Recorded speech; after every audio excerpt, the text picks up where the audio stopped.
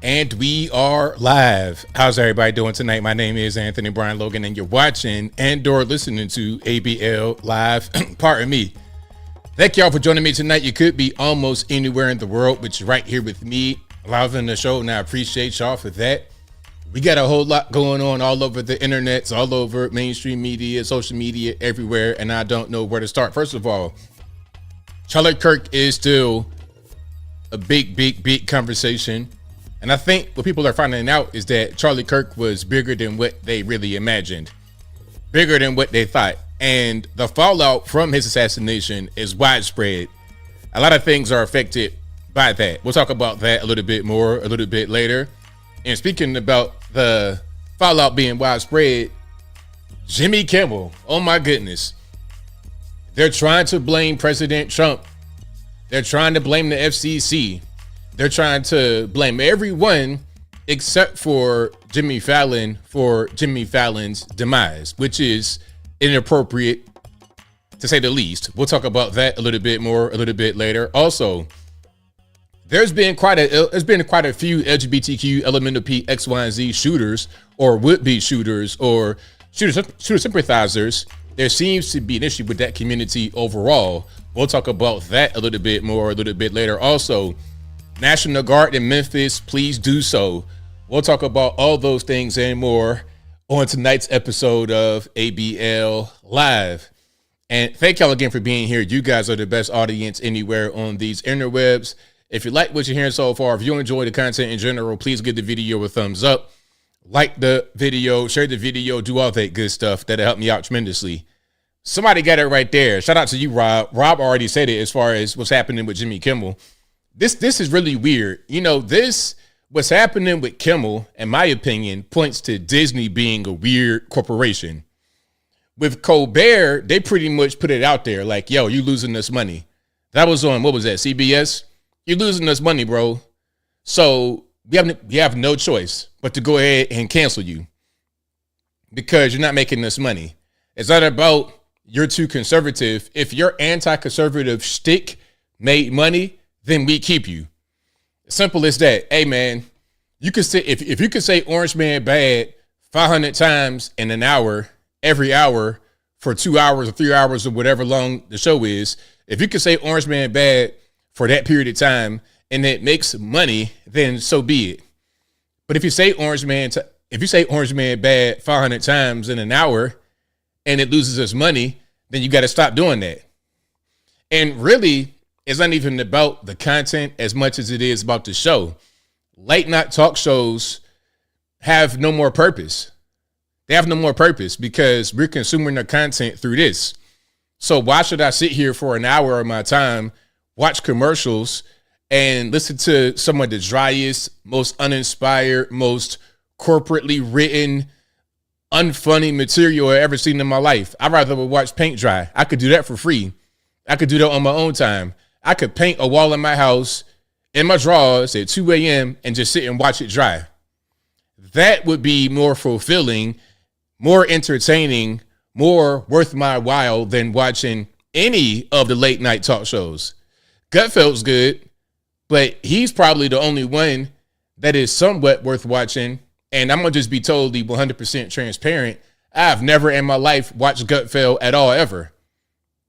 I don't watch any of the late night shows. If you're going to have a Gutfeld, okay, cool. Make it be streamlined. I don't think Gutfeld has 200 employees, and I don't think he makes $14 million a year.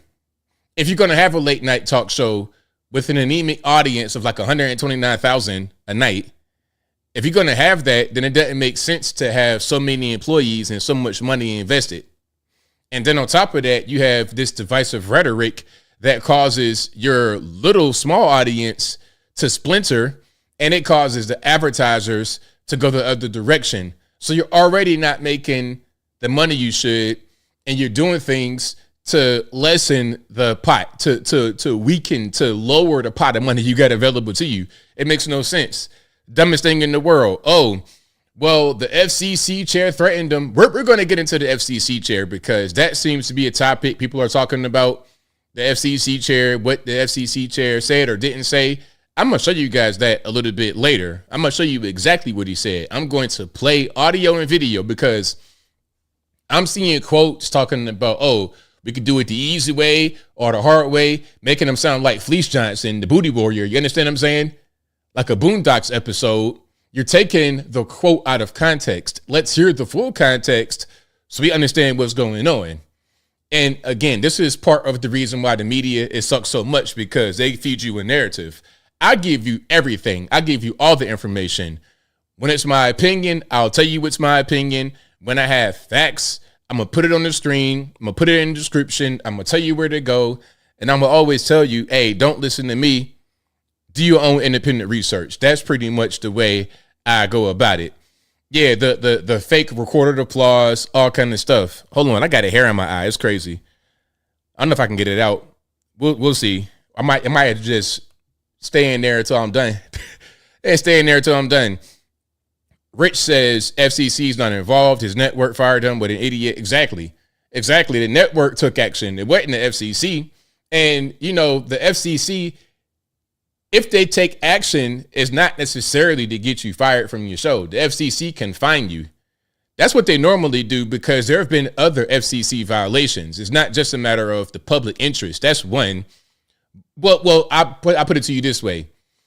Violating the FCC public interest can be done in more than one way. Example, if you are using the F word as a verb in the safe harbor hours, especially between 6 a.m. and 10 p.m., per the FCC rules that have been on the books for years and years and years, if you do that, that can cause you to get a fine. You're going to get a big, hefty fine. It might be 6 figures. It might be into 7 figures, whatever it is, whatever makes sense. Okay. People call the FCC to complain when things like that happen. For example, remember when Chris Rock got slapped by Will Smith? They got a lot of FCC complaints about that because that was on network TV. Now, luckily for, what was that? I don't know, CBS, whatever the channel was. Luckily for them, they were able to censor it on the broadcast version of it. And in subsequent replays, they cut that part out. They cut out the cursing and the violence. But if that was just allowed to play and there was no censoring, they would have got a really big fine for that. That does not mean that there's going to be no more Oscars. It just means that there's going to be a fine, and the purpose of the fine is to correct the behavior so it doesn't happen again. But the FCC has been, over the past few years, in my humble opinion, is soft.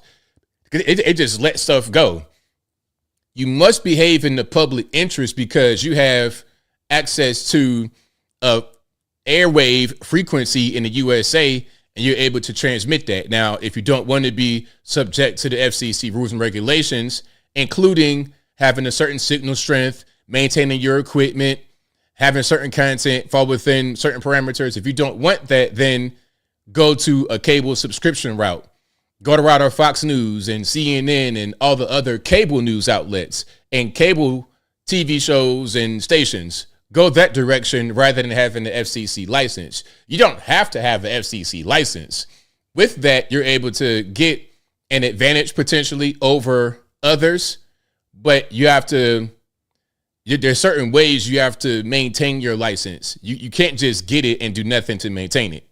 It's like having a driver's license. Okay, you got a driver's license, you have the ability to drive. Now, if you get behind the wheel of the car drunk, high on drugs, you crashing, speeding crazy, at a certain point, they can revoke your license. And guess what happens if you get caught driving with no license? You might get locked up. Okay, remember the dude that got yanked out of his car for the suspended license? Think about it the same way. Okay, you have certain privileges in this country to do certain things. And with those things, there's regulations, there's licenses. You got a business license to do business. And if you are not following, if you're not, paying taxes on the business, but you're getting the revenue through that, now you're in trouble with the IRS. This is the United States. We got laws, all right, and people acting like we could just bypass the laws and ignore the laws whenever it's convenient. I don't like that. Especially when American citizens especially are always held accountable when we break the law. But then when there's certain exceptions for the illegal aliens, for certain corporations, it's okay.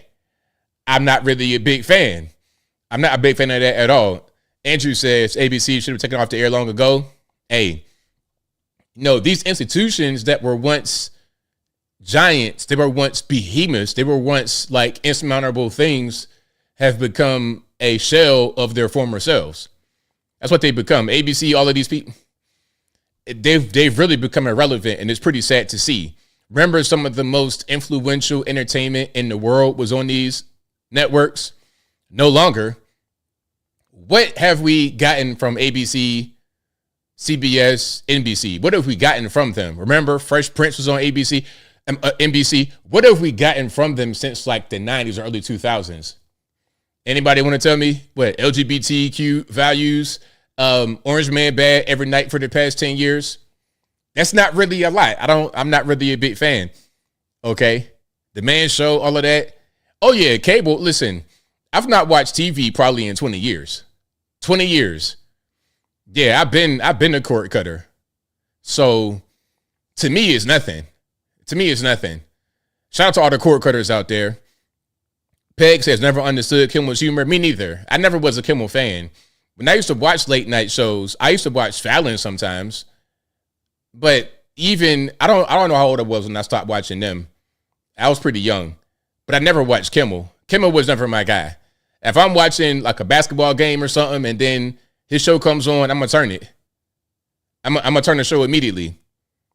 Yeah, him and the little Mexican sidekick, Guillermo. Shout out to Guillermo. But Kimmel, I can't do nothing with him. All right, hold on. JB says Thursday night must-see TV is long gone. Oh, yeah, all of that. All those days from back in the day. Yeah, sports. Yeah, that's right, JDL. Sports. Monday Night Football, Sunday Night Football. I'm more of a basketball guy. I'll watch a basketball game here and there, but even with sports, it's kind of getting weird because it's so much extra stuff they want to put in it. So much extra stuff, so much political stuff. I'm like, what am I actually watching? What's going on? Can we just get to the game? And I remember back in the day, you had Bob Costas up there talking some political stuff, and halftime it's like, Bob, okay, bro, like right now ain't the time for you to be opining about something political. I don't care at all. Let me just watch the game in peace. How about that? YouTube TV. I used to have YouTube TV, but when YouTube TV first came out, it made sense because it was like $30. But now it has cost, YouTube TV now costs more than my cable locally. So it don't make no sense. It's just kind of, I just don't understand. Cardinal Flanagan says, Will made the exact same joke himself on Arsenio. He got called out live. The man had alopecia as well. Will just laughed and said, man, them is jokes. I mean, it wasn't even about the joke. Will just wanted to assert himself as being this dominant, powerful, masculine man. That was an internal battle. It didn't even matter what Chris Rock said. He just wanted to be some type of big bad guy in that moment. But really, he just crashed out because being a so-called big bad guy in reality means understanding how to restrain yourself and confront people in the appropriate settings rather than just completely crashing out and doing something in front of the whole world that ruins you and makes your situation at home worse. Okay, you got banned from the Oscars for 10 years. You lost millions of dollars in opportunities, all to do what? To try and prove that you were this big masculine man. All you really did was just show that you got some emotional instability. That's all that showed. And then here you and Jada, I don't even want to, look, I'm getting triggered talking about that. That right there, that was crazy. I don't want to talk about that no more. All right. But shout out to you guys. I appreciate y'all for rocking and rolling. Hey, sometimes friendly. YouTube TV is very expensive. When it first came out, it was great. You could get it on your phone and all that. I'm like, okay, it's like $35. Great, let's do it. Running it up. But then it became so expensive. It's like, it doesn't make any sense. Wedland says YouTube TV is over $1,000 a year. Nah, I'm good. I am good. Hey, YouTube, I pay YouTube Red. I do that. And that's always good because if I'm doing a video and I got to show you a YouTube video, I don't want there to be an ad. And YouTube Red is good. You can also put your family members on it, up to like 6 people. So if you guys don't know what YouTube Red is, you pay a subscription. It's like, what, $25 a month, I believe. And you're able to get all your YouTube videos and the YouTube music ad free On that plan for the $25, you're able to add 6 people on it. It don't matter where they live at. It don't matter nothing. You know, you could just put 6 people on it by using the email address. And the way I do it, so it's like I have 2 channels. If I'm on the other channel, I just add my email to that. So I can have YouTube Red on both of my channels just from one plan. You see how that works? Rail says, I refuse to pay for a thing that used to be free. I get it. I get it. I understand.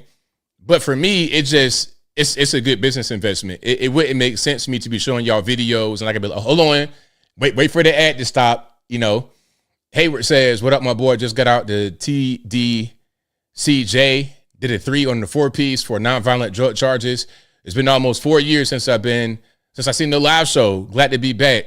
Hashtag where we go one, we go all. Shout out to you, man. Hey, welcome home. Don't go back.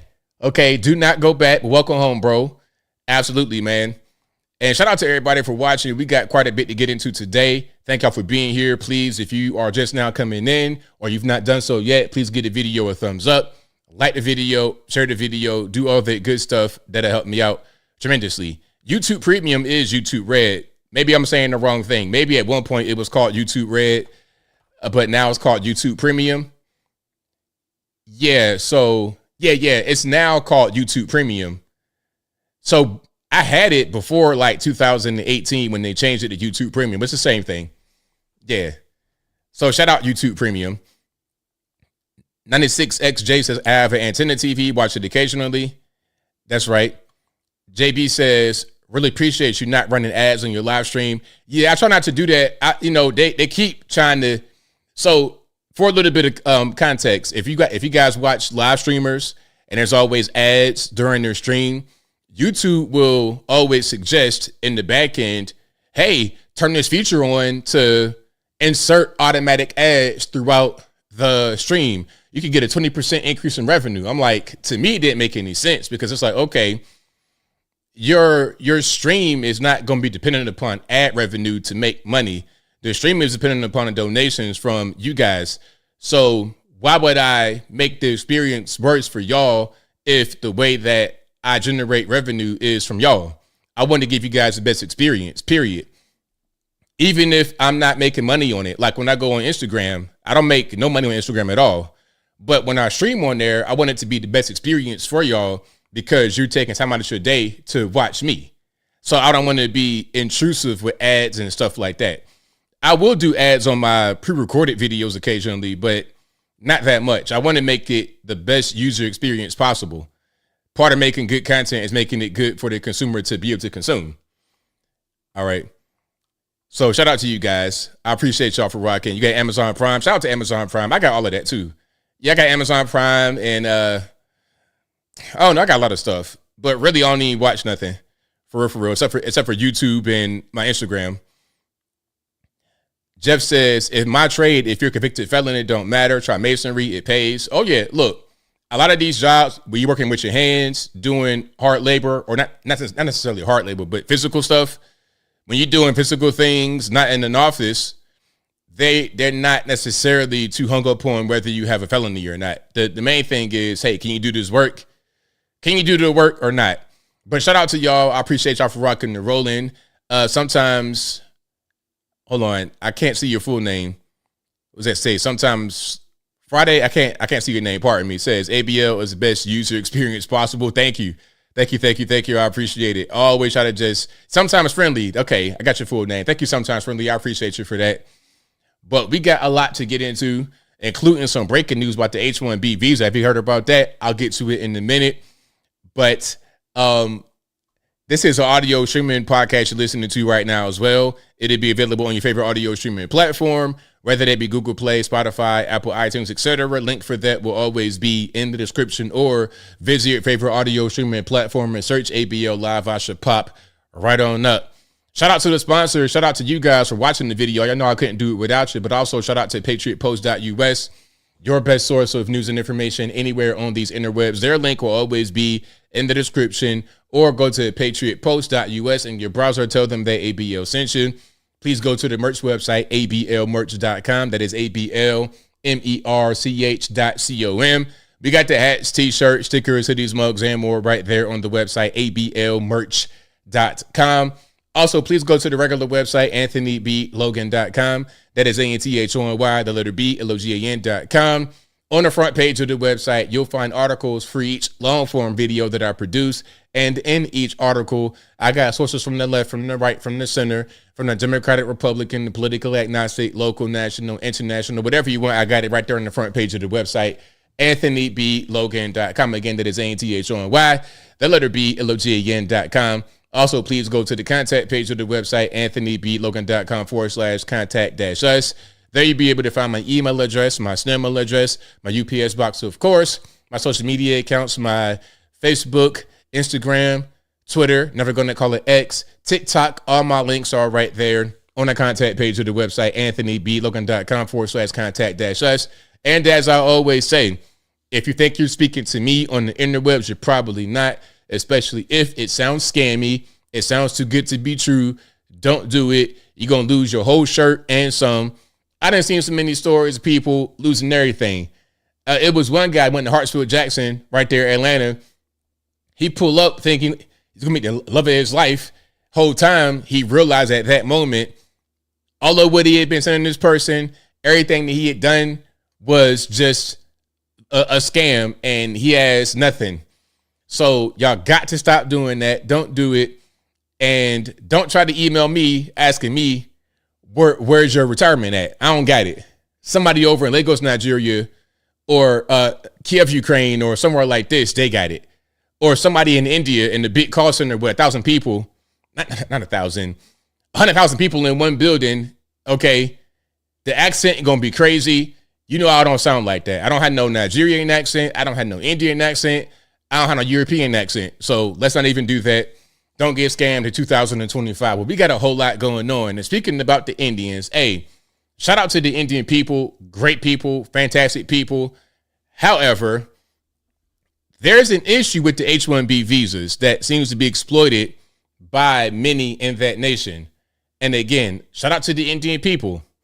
But you know there's an issue specifically with India and the H-1B visas being abused. So Trump said, you know what? I got a trick for that. Watch this. Okay, I got a trick for that. Let's go ahead and pull this up right here for the H-1Bs.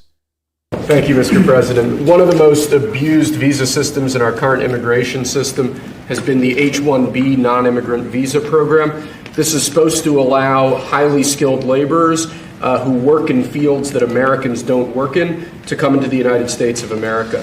What this proclamation will do is raise the fee that companies pay to sponsor H-1B applicants to $100,000. This will ensure that the people they're bringing in are actually very highly skilled and that they're not replaceable by American workers. So it'll protect American workers, but ensure that companies have a pathway to hire truly extraordinary people and bring them to the United States to work. We need workers.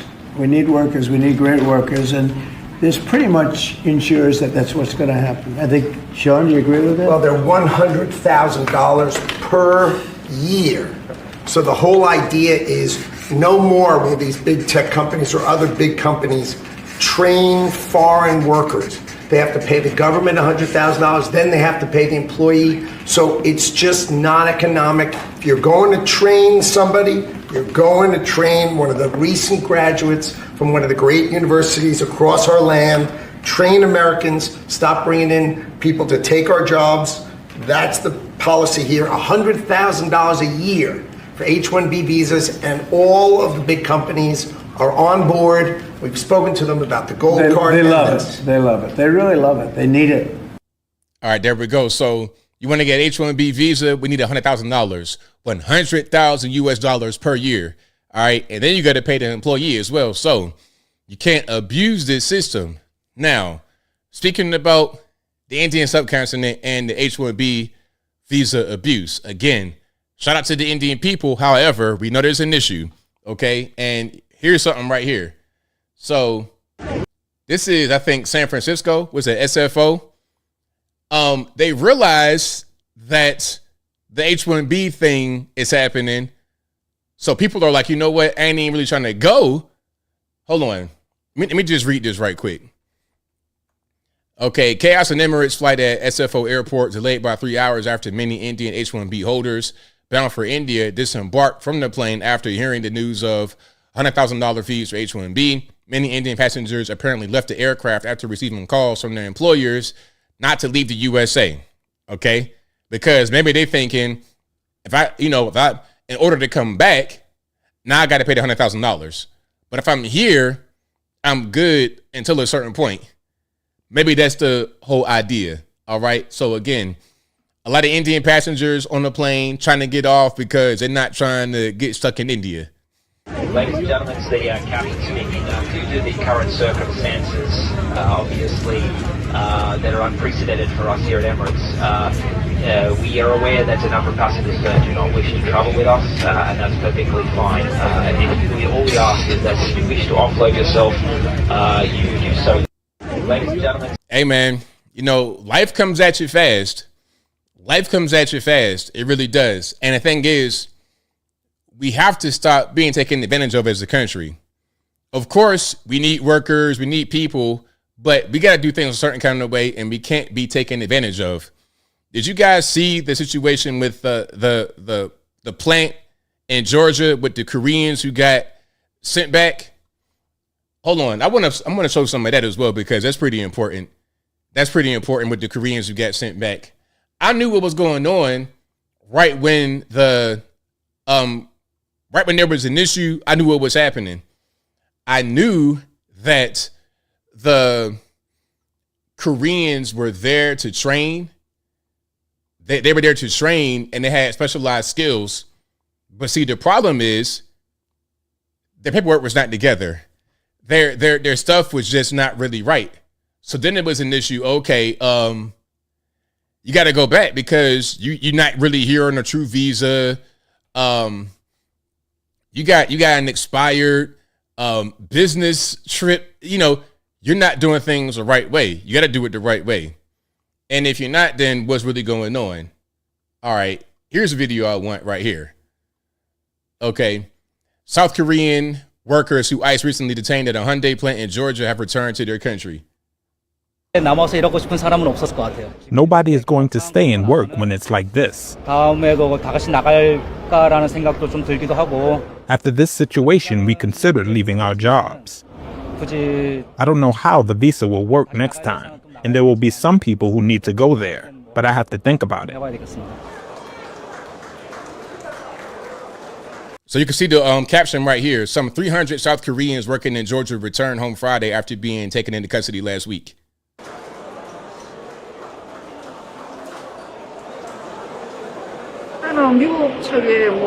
They went there to help the U.S. The U.S. side also wanted them to work there, but now they are being treated like criminals, which feels very unpleasant. Okay, so they're there working in a specialized way at this plant.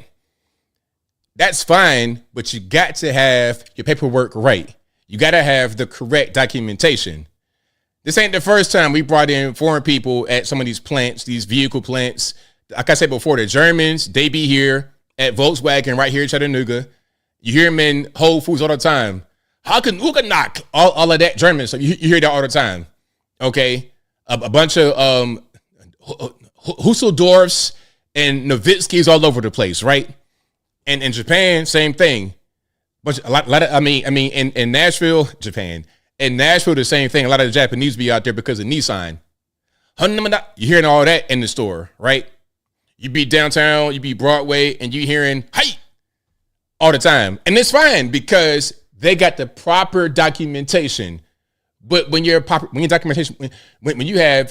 janky documentation, you got a problem.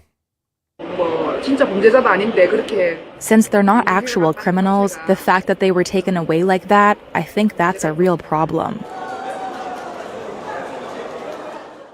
So yeah, look, and my comment right here, as you can see, get your paperwork right next time. Oh, I got called all types of Uncle Toms, and listen, you know, if you want to see racism, people talking about racism, this, racism, that. I experience racism on the internet every day, 24/7, 365. If it's a day where I don't get called a racial slur from usually a white leftist person, I'm like, is everything okay? If I don't get called a racial slur from a white person on the left, never on the right, at least one time in the day, I feel like I fell off. I feel like I'm slipping and don't nobody care what I'm talking about no more because it's not really effective. They don't even care to comment on racial slur no more. They don't care to be racist toward me and then pointing a finger at somebody else. But anyway, so yeah, shout out to the South Koreans. I understood why you guys were here. I totally get it. But you got to get your documentation right. That's all we ask. I say come on back and finish the job, but just make sure you got your stuff together. That's it. That is all we got. Now, here we got Tim Apple saying, look, the tariffs have not hurt us. The tariffs, it's all good. Okay? Let's watch this. Hey, are you guys getting a new iPhone? Have you seen a new iPhone? Hold on. Matter of fact, can I show the new iPhone right quick? The iPhone 17. Look, I still got an iPhone 13. And until that thing just croaks, I refuse to get another one. All right, hold on. Let me just put this up right quick because... So you see these right here. You see the back of it. I don't like the segmented style. It looks like it's an iPhone SE, like a lower level. It doesn't look sleek. It looks. I don't like that design. Okay, I'm not a fan at all. Like, hold on, I got my iPhone right here. Like the way this is with the sleek. I like that. Even this little bump right here, I wish it was just flush with the actual thing. Even if the bump being flush made it thicker, I'll prefer that rather than that segmented thing. Because maybe they could say, oh, it's very thin. Yeah, it's thin, but not around the bump of the camera and the battery and all that kind of stuff. But anyway, are you guys getting a new iPhone 17? Do you already have it? Did you get it pre-ordered? Let's go back to Tim Apple, a.k.a. Tim Cook, about the tariffs and how they affected the iPhone or not. People tell me the reviews over and over again, there's always this caveat that they're expensive. And yet I see the trade-in value to be far higher than I remember.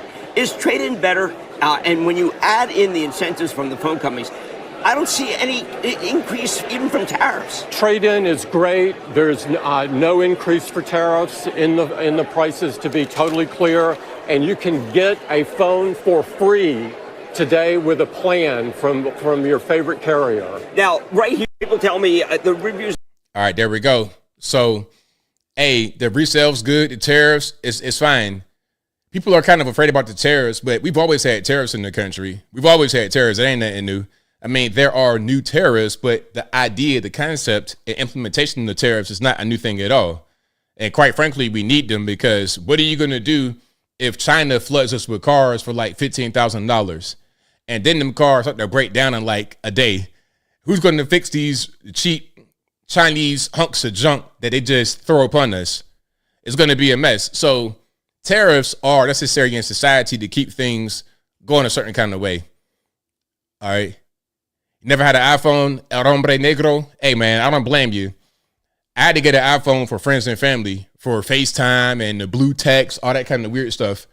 I prefer my Android. I prefer this right here is my favorite phone ever. This is the Samsung S25 Plus Ultra Mega Super Duper. I don't know what it is, but I love it. You got the pen. The pen right here is definitely something I use a lot. It's great to do work on. This right here, I hate. That's why I'm not going to get a new one. If this stops serving the purpose of texting and FaceTime and stuff like that, yeah, then I mean, oh well. Oh well. All right, Memphis. People are saying, oh, no National Guard in Memphis. I covered this last time a little bit, but I want to show you an example. I'm going to show you an example of the kind of crime that happens in Memphis. And, you know, there's other parts of the area, of the Memphis area, that are not bad like this. But this right here is kind of just what goes on. Okay, let's watch. Alarming video has been released of a shooting this weekend in the Pinch District. That's in the downtown Memphis area. I want you to take a look at this here. Watch this. You can see two men get out of a red Jaguar SUV that's near the A.W. Willis Bridge and Front Street Saturday morning. The car continues to roll down the street. Those two men start shooting. Pretty disturbing here. This happened just after 10 o'clock Saturday morning in a fairly busy part of the downtown. So imagine you're downtown trying to get something to eat, trying to just, enjoy yourself in Memphis. It's 10 a.m. on a Saturday, and you see this right here, just outside like it ain't nothing going on. What do you do? Hey, President Trump, can you bring National Guard? That's racist. Racist? Downtown area. Thankfully, no one was hurt, but investigators are telling us several vehicles were struck by bullets. Police believe that same red SUV. See, what can you really do with stuff like that? Was also involved in another shooting later that morning. Both those men still on the run tonight. If you know anything or think you recognize these guys, call Crime Stoppers 901-528-CASH. A woman is dead after an overnight shooting in South Memphis. Officers responded just after 1 this morning to Main Street and South Parkway East, where a woman was found shot. She later died there at the scene. Police say the person responsible was a man driving a red pickup truck. Contact Crime Stoppers, again, 901-528-CASH. So I'm saying, like, that kind of stuff goes on all the time in Memphis. And the residents who are not gang members, who are not criminals, who are just trying to live a regular everyday life, they're like, can somebody please come help? Here comes Trump. Okay, superhero, white man saving the day. All right, boom, National Guard. What do you get? Oh, that's racist. Don't do it. You're targeting black areas. Make it make sense. So now, my man right here has the right idea. He wants to offer the guard a nice hot meal. So we just offered any of them that want to come in a free lunch plate just to say thank you for coming in and helping with the crime issue. His reasoning for the free meal? Now, wait. Let's go back. Hold on. Let's not skip past the food, though, because that right there, hey, if you've never had food like this, never had Southern cuisine quite like this, oh my God. Listen, it's going to touch your spirit. It's going to touch your spirit when you eat it. You're going to start crying. It's going to be like, where have you been all my life anyway? Southern hospitality, just to, I'm very concerned about crime like everybody else. Citing crime as a reason he believes there have been fewer people out and about patronizing local businesses and restaurants. As far as the nighttime, we've closed earlier and earlier and earlier because there's no traffic on the streets. So you say you felt the impact of crime? Oh, absolutely. So we just offered any of them that. So yeah, shout out to my man right here out there in Memphis, offering National Guard a free lunch when they come through. And yeah, hey, National Guard, you need that in your life.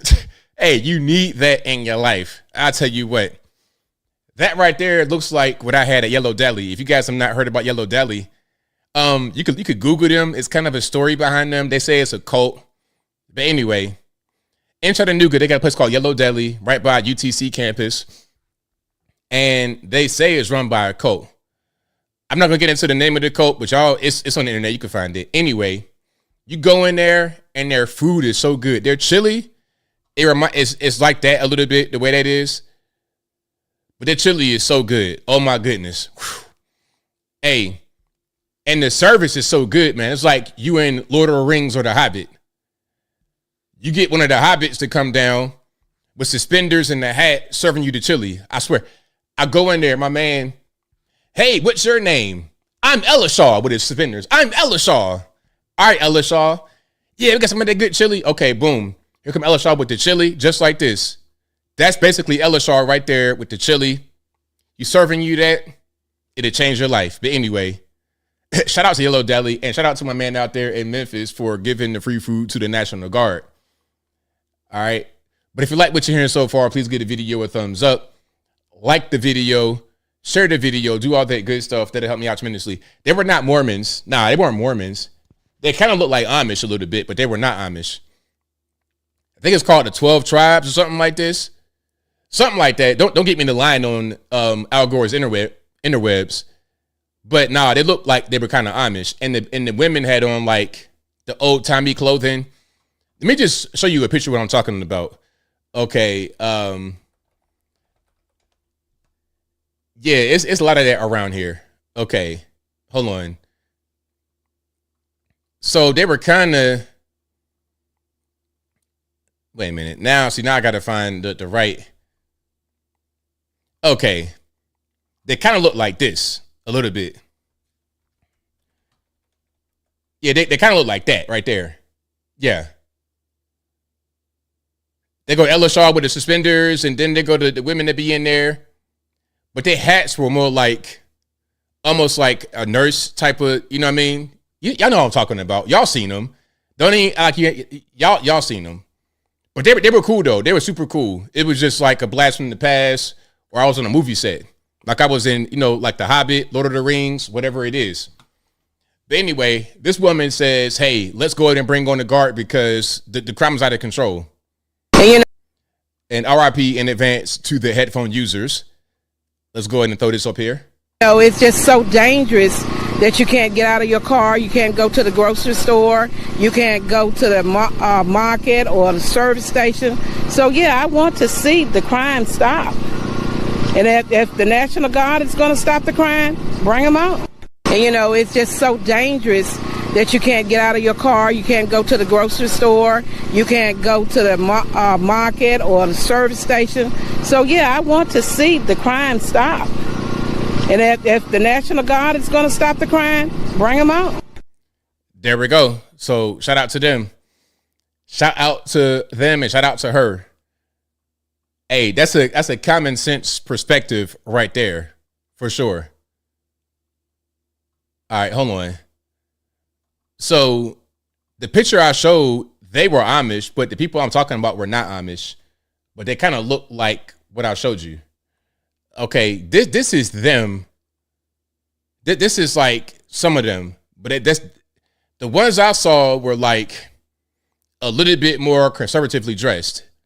They look like more modernized. That's not really how they look, but it's kind of like in between what I showed you and this right here. Okay, that's kind of what's going on. Matter of fact, hold on. I got another picture. They really look like this. So you can kind of see what's going on with the women, with with the way they dressed, with the head wraps, and you get the guys with their hair tied up and the shirt kind of dirty, and that's kind of how they look. But they were cool though, and really really good food. So shout out to them out there at Yellow Deli. But let's keep on moving here. Here goes Bill Lee talking about the issue in the state, and Bill Lee, the governor of Tennessee. I met Bill Lee many times. Really really nice guy. Really nice guy, really smart and competent guy. Smart and competent, not smart and competent. I've been governor for 7 years. I'm tired of Memphis being held back by this continuous issue of crime. We've put tens of millions of dollars and deployed additional resources for law enforcement. We have worked really hard to make the situation of crime better in Memphis. But I'm tired of Memphis being held back. I'm tired of being asked by CEOs about whether or not they can make investments in this city and how bad the crime really is. I am at a place in my work and my understanding of how great a city this is and what its potential is and how much it's being held back by crime. I'm at a position to say, if I can have a resource available to me to use it, any resource available to use it, I want it. I want to utilize the National Guard. I want to utilize the Drug Enforcement Agency. I want to utilize the FBI. If this can come in and help our local police and sheriff's departments execute on the eradication of crime in Memphis, I'm going to do it. There you go. So again, shout out Bill Lee, governor of Tennessee, making things happen. Shout out to him. Now we got to get to Kimmel, but what I want to do is play some of the video with Brendan Carr. This seems to be a topic of conversation. They're trying to say, what the left are saying is that Brendan Carr threatened ABC and threatened Kimmel, talking about we could do it the easy way or the hard way. Let me see if I can find an article right quick. If there's the easy way or hard way. Okay. Brendan Carr. All right, hold on. I ain't gonna be able to find it. Maybe I will, but I'm gonna show this video first. So this is, again, the FCC chair, Brendan Carr, on the right, and on the left, that's Benny Johnson, a conservative influencer, podcaster, etc. And I think Benny's with Turning Point USA. If I'm wrong, let me know in the comments. But let's watch. You know, when you look at the conduct that has taken place by Jimmy Kimmel, it appears to be some of the sickest conduct possible. As you've indicated, there are, avenues here for the FCC. So there are some ways in which I need to be a little bit careful, because we could be called ultimately to be a judge on some of these claims that come up. But I don't think this is an isolated incident. I mean, you go back to Representative Swalwell, and he had a tweet out last week where he was saying that, emphasize. I said Jimmy Carr. Y'all know what I meant. Brendan Carr and Benny Johnson. But I did find what I was looking for. I'm gonna play that from the top, but I gotta get some context first. So it says how Brendan Carr, the attack dog FCC chair, helped take down Jimmy Kimmel with words, not actions. And this is on CNN, okay? And you can see right in the very first paragraph right here. Let me just zoom in. When Federal Communications Commission Chair Brendan Carr suggested Jimmy Kimmel should be suspended and said, quote, we could do this the easy way or the hard way, ABC and its local affiliates were listening. Within the matter of hours, ABC suspended Kimmel's show indefinitely, a stunning move that has raised serious First Amendment concerns. Now, that's what they say over on CNN. That is their take on the whole issue. Now, let's see what he actually said, okay? I'm going to start from the top. This is with Brendan Carr, not Jimmy Carr, and Benny Johnson. Check it out. When you look at the conduct that has taken place by Jimmy Kimmel, it appears to be some of the sickest conduct possible. As you've indicated, there are, avenues here for the FCC. So there are some ways in which I need to be a little bit careful, because we could be called ultimately to be a judge on some of these claims that come up. But I don't think this is an isolated incident. I mean, you go back to Representative Swalwell, and he had a tweet out last week where he was saying that, emphasizing that Charlie Kirk's killer was a straight white male from a Republican family that voted for Donald Trump. In some quarters, there's a very concerted effort to try to lie to the American people about the nature, as you indicated, of one of the most significant, newsworthy public interest acts that we've seen in a long time. And what appears to be an action by Jimmy Kimmel to play into that narrative that this was somehow a MAGA or Republican motivated person. If that's what happened here with his conduct, that is really, really sick. And I've been very clear from the moment that I have become chairman of the FCC, I want to reinvigorate the public interest. And what people don't understand is that the broadcasters, and you've gotten this right, are entirely different than people that use other forms of communication. They have a license granted by us at the FCC, and that comes with it an obligation to operate in the public interest. Let's pause right there. You must, as an FCC license holder, and not all stations have FCC licenses. Most don't. The majority of stations don't have FCC licenses, or the majority of these show like ABC, the majority of stations do not have an FCC license. If you have it, you must operate within the public interest. That is in the rules of the FCC, and it's been like that probably since the beginning back in 1934. We can get into some ways that we've been trying to reinvigorate the public interest and some changes that we've seen. But frankly, when you see stuff like this, I mean, look, we can do this the easy way or the hard way. These companies can find ways to change conduct, to take action, frankly, on Kimmel, or, there's going to be additional work for the FCC ahead. So they took that, and then they were trying to say that he was threatening to revoke the FCC license of ABC. Now, maybe I missed something, but is that what he said? I mean, if you want to take it that way, you could. But like I was saying from the beginning of the stream, there's different ways the FCC can enforce their rules, like giving you a fine. For example, if you're using the F word as a verb on television of the FCC carrier, they can give you a big fine. Okay, they give you a big fine. When Will Smith slapped Chris Rock, that was on the FCC channel, FCC network. So there were quite a few FCC complaints, but the FCC did not take action, although they could have. Because whatever, CBS or whoever was able to censor it for the broadcast stream because it was on a delay. If they were not able to censor it, then there would have probably been a fine. Now, if you got people like Jimmy Kimmel, Jimmy Fallon, Jimmy Chuck Smith, whoever the names are, on FCC licensed stations behaving against the public interest, there could be a penalty, but that penalty doesn't have to be revocation of the license. Does it make any sense? Let's keep on going. What kind of action would you see? I, at the very least, would like to have an on-air apology from Jimmy Kimmel to the Kirk family, to all of those who he slandered, because he did say that Charlie Kirk, he is effectively saying that our movement did this. Our movement killed Charlie, that Charlie was deserving of this, effectively. And we've seen that rear its head. This happens quite regularly, actually, on MSNBC and on other networks where they're trying to victim blame.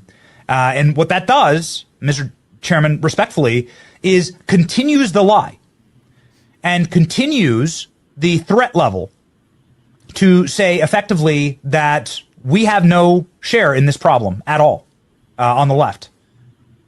This is a clear-cut case. What would you like to see done at ABC? Well, look, I think what you said there strikes me as a very reasonable, minimal step that can be taken. I mean, obviously, look, there's calls for Kimmel to be fired. I think, you could certainly see a path forward for suspension. Let's pause. Now, people are saying that he should get fired. Speaking about Kimmel should be fired. He's saying, well, maybe they could do a suspension or something like that. He's trying to say something that's less severe than what the general public are saying. So how can that be interpreted as we're threatening to take the FCC license away? See, it's important to hear these things in full context so you understand what's going on rather than reading a headline from CNN or, the first paragraph talking about what it says. Let's go back to it. Remember, when FCC Chair Brendan Carr suggested Jimmy Kimmel should be suspended and said we could do this the easy way or the hard way, ABC and its local affiliates were listening. Within a matter of hours, ABC suspended Kimmel's show indefinitely, a stunning move that has raised serious First Amendment concerns. Listen, see, that's why CNN sucks. That's why they suck. What happened was people called the stations and filed complaints with the FCC as well about what Kimmel was doing on TV. It's simple. So some of the stations responded to what they were being told by their audience, what they were being told by people who watch their affiliate stations all over the country. And here is Brendan Carr on Dana Lash's show talking about the FCC and Kimmel and whatnot briefly. Then we'll move on. That's right, C-Foam. You cannot say whatever you want on live TV. You cannot say whatever you want on TV, period. Especially not an FCC license. Nah, you cannot say whatever you want on those. You have regulations. You have regulations. And it's for a good reason because people believe whatever they see, especially on a network like a ABC. If they're watching ABC News, they're going to believe whatever they see. So if you're spreading propaganda on these channels with the FCC license, the government can get in the way. Now, if you want to operate under the government that way, then start a YouTube channel, start a podcast, and talk about it that way. But anyway, here is Brendan Carr, FCC chair, on the show with Dana Lash. And so you've never called ABC. I don't even think you can legally. You never called ABC. You never called Sinclair. You never called Nexstar. You never said you got to get rid of Jimmy Kimmel or the FCC is going to come down on you and look at your licenses, Sinclair, or look at your licenses, Nexstar. That never happened. No, we never told anybody that they had to get rid of Kimmel. Frankly, I was surprised to see that Disney took that step. I was pleased when I saw Nexstar do it, when Sinclair did it. When I saw the news of Kimmel getting suspended by Disney, at first I thought maybe people were just misreporting on the Nexstar piece of it. And so we'll see where it goes from here. There you go. So you're talking about private companies taking action against their private company taking action against a particular individual or particular show. Hey, you know what? Your show is toxic and it's hurting us. It's making us lose money. Our audience don't like it, so we got to fix something. We got to come to a resolution. And Jimmy don't want to do it. He just wants to double down, so it is what it is. Okay, now you got to suffer. Here's Bill O'Reilly talking about the situation. All right. Let's see what Bill O'Reilly got to say. Shout out to Bill O. Hold on. Most Mundane says Kimmel's YouTube channel will have less viewers than Don Lemon. I agree. If you're really good at what you do, start a podcast, start a YouTube channel, and let the general public see if you're good or not. Without all the extra bells and whistles, start a podcast, see how you do there. I got a message to Kimmel, I would say about a year ago, through Adam Carolla, who's friend. He said, look, Jim, why don't you give me a call? Because this isn't going in the right direction for you and your family. Of course, he didn't call. But I would have told him. I said, look, you're getting consumed by hatred.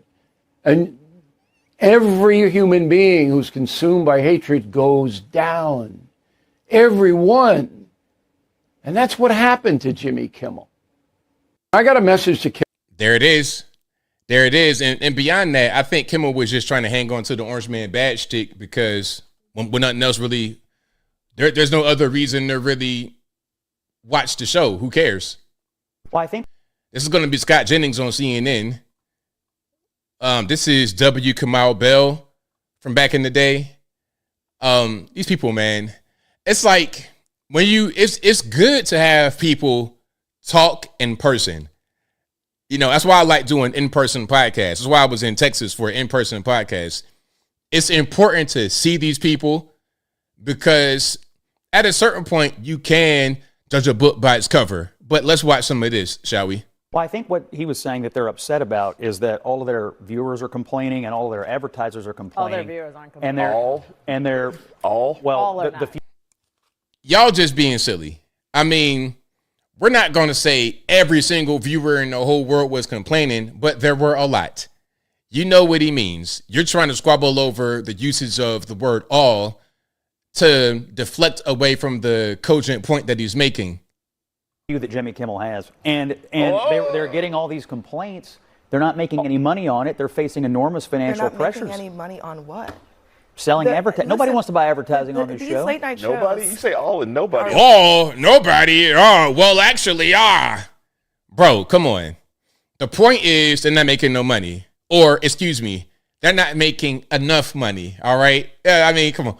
All right, well, look, they're losing millions every month, but they did make a few thousand, so they're not making $0. Okay, but it doesn't matter because you're not making enough money to stay on air. And that'll be the case for all of them. Colbert already been canceled. The date has been set for next year. Kimmel might be canceled right now, very unceremoniously, going out with a whimper. Jimmy Fallon, he's probably doing the best, but for how long, who knows? Seth Meyers, is he even on the air? Hey, do you guys know if Seth Meyers is on the air anymore? I've not seen him, but he'll be gone soon enough if he's not. Now here's Jay Leno talking about it. All right, shout out Jay Leno. Love him on his car show. Hey, Jay Leno, I like Jay Leno's car show more than his late night show. How about y'all? Well, let's watch. I'm on Jimmy Kimmel's side on that one. Have you heard anything? Do you know? No, I haven't heard anything. I know why people would contact me, but no, I haven't heard anything. But the playing field change, Jake? What's that? What's the playing field change? Well, that remains to be seen, doesn't it? So we'll see. We'll see. Could you have ever imagined something like this happening when you were on the air? Yeah, these kind of things happen all the time. But, you don't get canceled saying popular things. You get canceled, sometimes, usually it's the truth that winds up getting canceled. So we'll see what happens. I mean, at the end of the day, people just had enough. Kimmel, all these guys have been saying things like that for a long time. But then when you go over the edge and start talking about Charlie, it's crazy. Now, here is Gavin McInnes. Y'all remember him? Okay, one of the biggest cosplayers in the whole world, Gavin McInnes. Now, here he is talking about the freedom of speech issue. And I want to address this specifically. Aside from Kimmel himself, the issue of freedom of speech. What is that? What is freedom of speech? What does it mean to you? What does it actually mean as far as the legality? And what does it mean to you as far as what you think and what you feel that it means?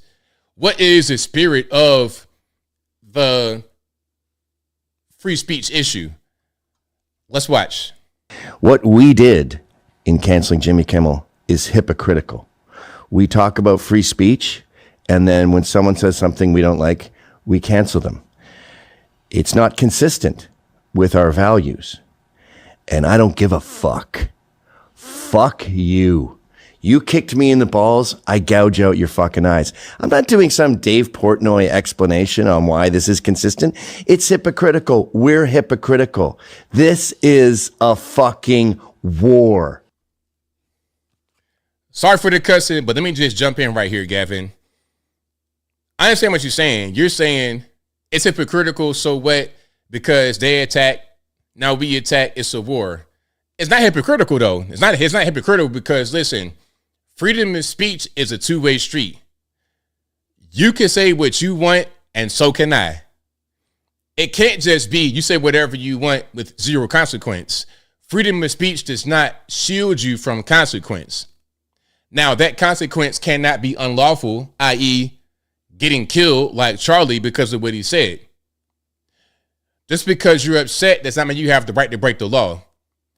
If I don't like what you say, I use my words to go against your words. That's the spirit of freedom of speech. All sides get to voice their opinion without being restricted by the government. That's the point. And the best ideas will win. Hey, if enough of us say, you know what? No, I got an example. Here's a good example, a great one. I think you should be able to open a restaurant segregated. Have a sign on the front that says whites only. Do that. And what's going to happen? People are going to protest. People are going to boycott. They're not going to visit your restaurant and you'll go out of business. That's usually what happens. Now, if you're living in a place where that is possible to happen, then rock on. But if you do that in the USA, most likely you'll fail. Okay, your freedom of speech was putting the whites only sign out front.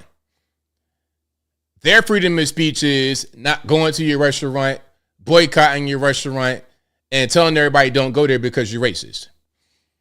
Both sides use their freedom of speech. It just so happened that one side's freedom of speech was more quote unquote harmful to someone than the other. That does not mean that it's wrong. Simple as that. We're not hypocrites for using the freedom of speech. Okay. Cancel culture is when you don't like somebody and you go way, way back in the day to try to dig up old stuff. Say, hey, look at this. You try to litigate things from 20 years ago. Okay, like Kimmel with the blackface. I'm not going to try to litigate that. It's funny, but it's not like, okay, here's something to further cancel him on. Here's something to be mad about. Nah, let's talk about what happened right now. And a thing happens and we react. I say something using my freedom of speech. That's not a violation of your freedom of speech. Simple. Okay, now here is Bill Maher talking about the situation. No, Jimmy, look, I don't. All right, hold on. No, Jimmy, look, I don't think what he said was exactly right. I don't. We don't agree on that. He didn't lose his job for it. He said the MAGA crowd was trying to characterize the assassin as anything but one of them because the 22-year-old kid in jail, his family was MAGA. As if a 22-year-old with a trans girlfriend never rebelled against their family. I mean, Jimmy? Exactly. That was at the end, it was a good joke. It was a good joke. And you can have your opinion about Jimmy not being canceled. You think he shouldn't be canceled. Others disagree with you. And that's the beauty of the country. That is the beauty of the country. All right, let's keep on rocking and rolling here. Oh, here's a funny one. Brian Stelter reached out to Brendan Carr, the FCC chair, about the whole situation with Jimmy being canned for a while.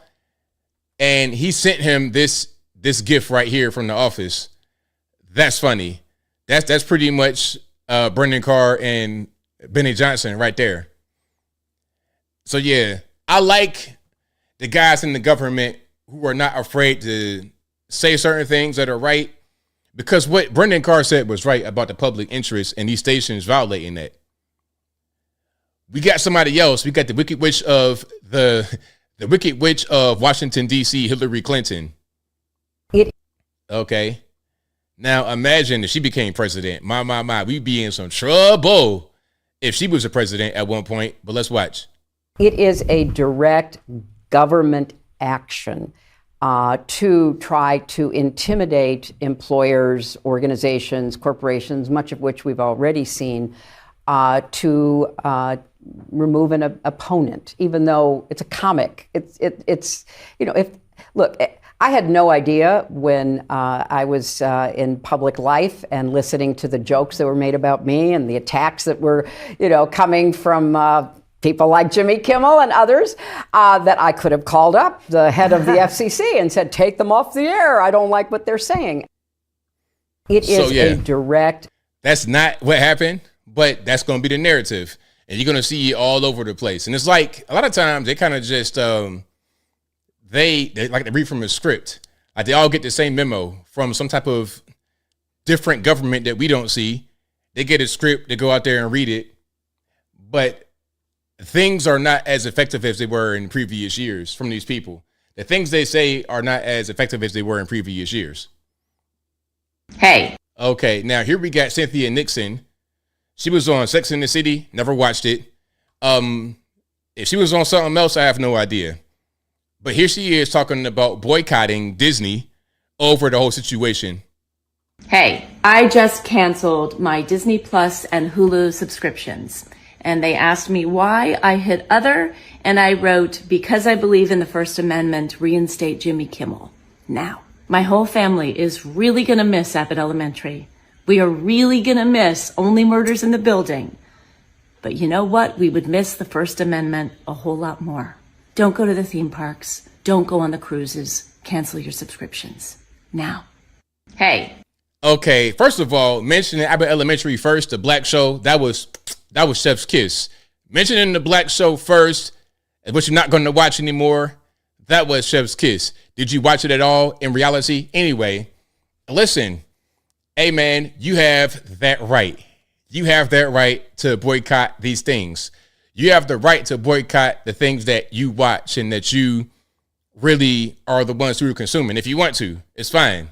It's totally fine. But where was all this energy when Tucker Carlson, Roseanne Barr, Gina Carano, the list goes on, of conservative actors who were canceled, who were blackballed?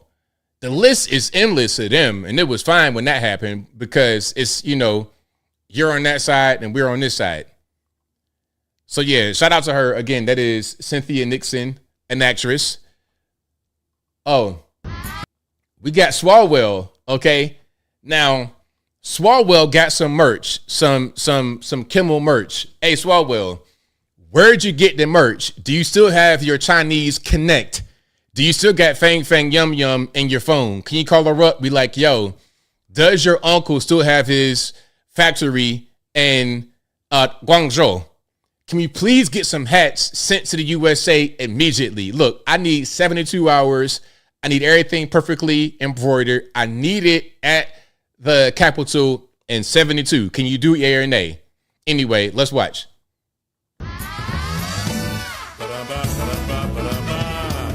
Okay, no music here. No music, but you can see what's going on. Okay, we got hats and shirts and stickers and hoodies, mugs, and more with the Jimmy Kimmel logo on it. There we go. Yay. All right. Hey, go to the Capitol and ask for the liberals and see if you can get some swag, some merch from Fang Fang's uncle over in China that got brought to the USA within 72 hours. All right, there we go. I don't know, man. Like, I don't get it. These guys, Swalwell, I saw him years ago and I was like, he could be the president one day. Not that I would want him to be. He could run as a Democrat, but they're so goofy. It's just one thing that needs to happen on the left, especially. They need to groom new people to be in politics because they're kind of scraping the bottom of the barrel. AOC, people like this. Oh, AOC, dumb as a whole box of rocks. A whole box of rocks. Okay. And before we continue, I just want to show you the ratings decline. Okay, you can see. All right, 2013, 2014, you're able to see it was like at a peak of the ratings. And then now, 2024, look at how far it fell. And it's not going back up. It's a steady decline from 2013, 2014. It's a steady decline. And it's not going back the other direction. And that'll probably be the same thing for all the late night shows because people's attention is shifting to their mobile devices and they're not sitting there for an hour being told Orange Man bad. It's just not really a good use of people's time. So it didn't really matter. You know, FCC and Charlie Kirk, it was going to be a matter of time anyway before they went ahead and were finished. And as I move away from the Kimmel topic and get into a few more things, I got one last piece from President Trump. Well, Jimmy Kimmel was fired because he had bad ratings more than anything else, and he said a horrible thing about a great gentleman known as Charlie Kirk. And Jimmy Kimmel is not a talented person. He had very bad ratings, and they should have fired him a long time ago. So, you can call that free speech or not. He was fired for lack of talent. Well, Jimmy Kimmel was fired. There you go. I mean, very simple. Very simple, very well said from President Trump. Now, we got Pete Buttigieg. Did you guys see that Kamala said that she was going to pick Pete Buttigieg to be her running mate, but she figured that America wasn't ready for a gay married man? It's like I think that might be a lie. I think the plan was to get Josh Shapiro from Pennsylvania because one of her first rallies was in Pennsylvania, and that was probably going to be the thing. Okay, let's bring out Josh Shapiro. He's going to be the VP pick in his home state, et cetera, et cetera. But the Democrats got a problem with anti-Semitism, so they cannot elect or select a Jewish person to be a running mate. And Pete was never going to be in the conversation. So the only other guy they had was Tampon Tim, which was a disaster. They thought Tampon Tim was going to be able to relate to the average American guy. But this dude was a whole fairy, trolling and whirling. This dude was more feminine and girly than Kamala herself. But anyway, here is Pete Buttigieg talking about the situation. Should Democrats be framing what happened to Jimmy Kimmel and others, what people are saying cancel culture, should they be framing that as, quote, trying to destroy democracy or, quote, road to fascism? Or is there a better, more connective language that can reach people? I think it's about freedom. So you look at what happened with Jimmy Kimmel, and to me it's very clearly part of a crackdown on freedom of speech. This is the President of the United States having the head of the Federal Communications Commission basically say it would be a shame if anything happened to your pretty little corporation. By the way, we'd like this guy fired. And that's part of a bigger pattern. And if we can't have comedians, let alone law firms or academics or journalists speaking their mind, then this isn't a free country. So I think this is serious. It's a lot more serious than one case. It's a lot more serious than comedy. It's really about whether this is a country that cares about free speech or not. All right, there we go. So again, we got Buttigieg talking the same old thing that Hillary talked about. All right. Um, let's keep moving here. We got some people that are reacting. We got some numbers reacting to what's happening here. All right. Just a fun, friendly thought for the people who deleted their Disney Plus and Hulu subscriptions today. Go ahead and get Peacock to replace that. And we're going to wait over the course of the next couple weeks to see what happens with Jimmy Fallon and Seth Meyers' shows. And if NBC decides to crumble at the feet of the Donald Trump regime, then we all delete that subscription as well. And we show all of these fucking asshole corporations that they can't do capitalism very well if we won't give them our money. And if NBC does the right thing for their employees and the American people, then we just keep the Peacock subscription, because who doesn't love a Parks and Rec or a New Girl binge? It's just kind of a win-win. We either say, fuck you, we don't bend to fascists, or we get a fun binge. Alrighty, there we go. So I've not seen any of those shows. I don't have any of those subscriptions, so I don't know nothing about that. All right, I don't know nothing about that. But listen, at the end of the day, if the shows you're talking about, Fallon, Seth Meyers, if they're not making money, then they're going to be taken off the air, or it was some kind of it'll be something that changes, reconfiguration. That'll happen if they're not making any money, because that's ultimately what's going on with Stephen Colbert, money, Jimmy Fallon, Jimmy Kimmel, especially money. That's going to be the main thing. So yeah, shout out to all the subscriptions. You know what? It might be a good idea to go ahead and cancel all of them subscriptions, because a lot of that brainwashing programming got you kind of crazy. Okay, got you a little bit crazy. Okay, making faces like this, right? How about cancel all the programming? You might be a teensy bit happier in your life, just maybe. All right. Oh, did you guys see that somebody reacted crazy to the news? A 60. Somebody shot up an ABC affiliate in Sacramento, California. Now, when the story first broke, they said it.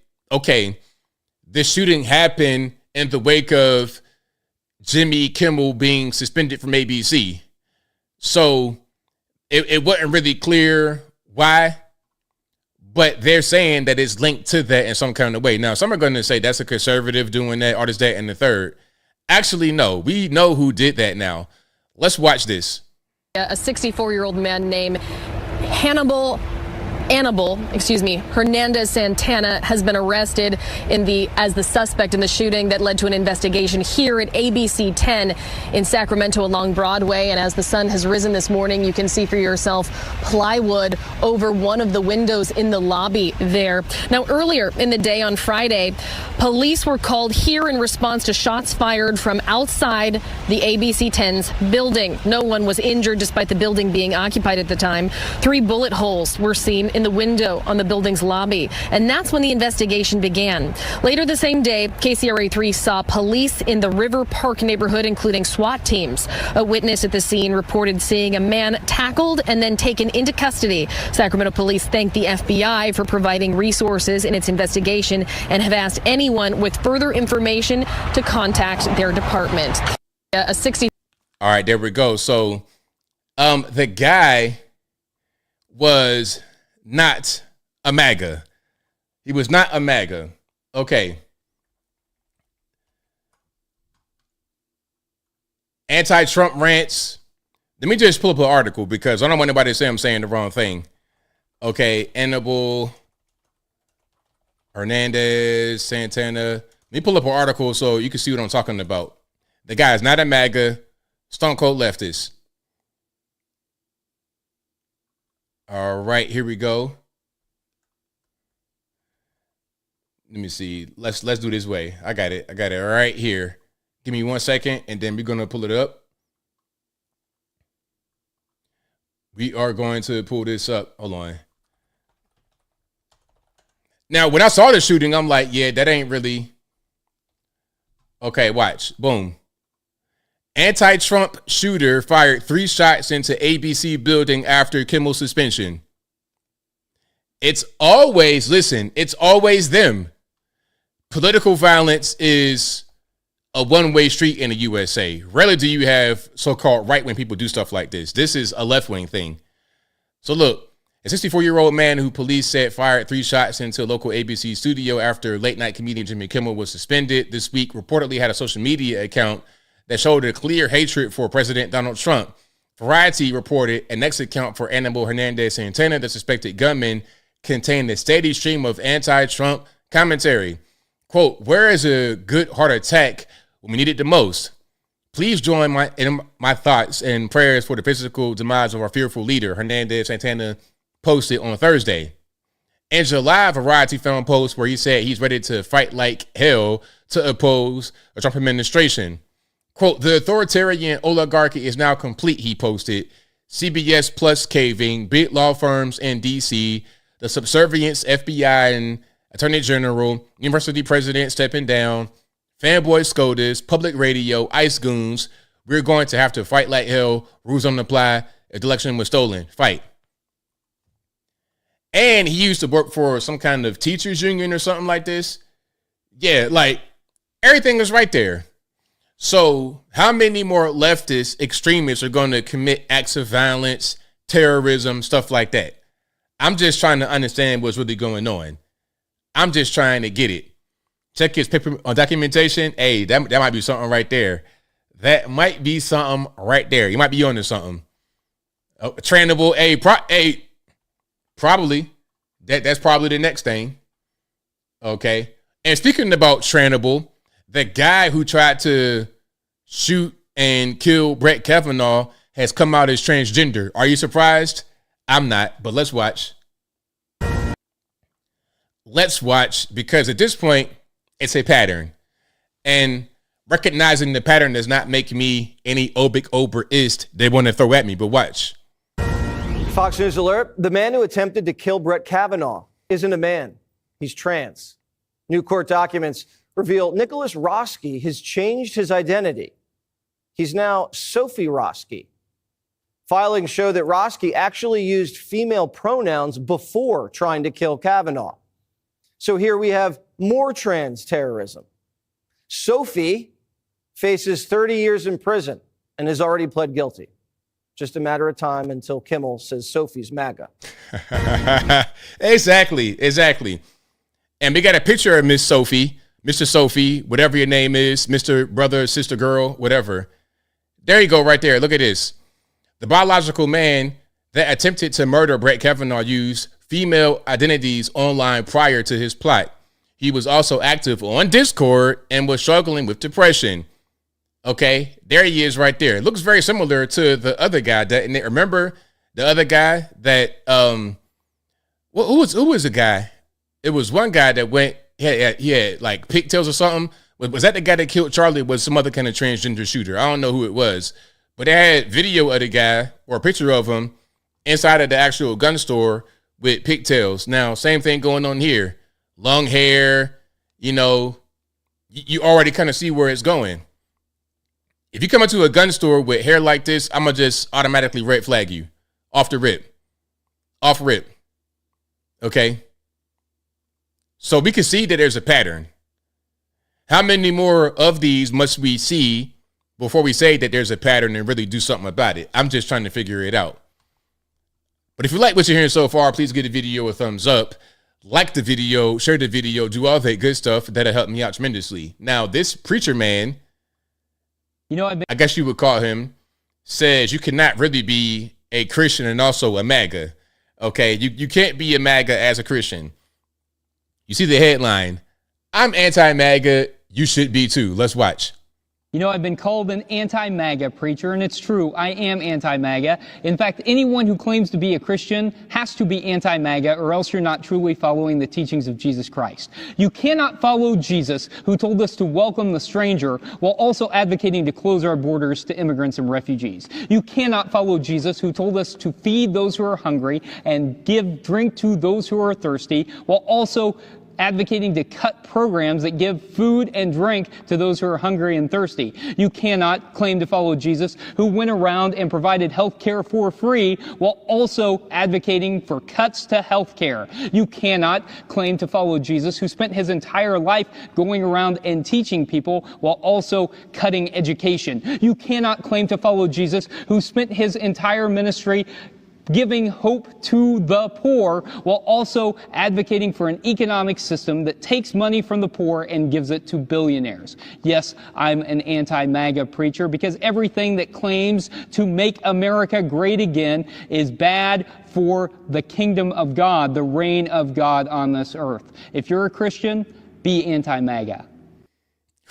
There was so much there. First of all, I'm willing to bet there's some LGBT stuff happening in your church. And I'm pretty sure the book says that's not really okay. You're picking and choosing what scriptures you want to follow, and then you are not applying them in reality. You're talking about all this Bernie Sanders-esque, Santa Claus-esque things, wish list things, free food, free water, free housing, free healthcare. At a certain point, someone or some people must build those things and maintain those things and provide those things to people. So how are they compensated for their time?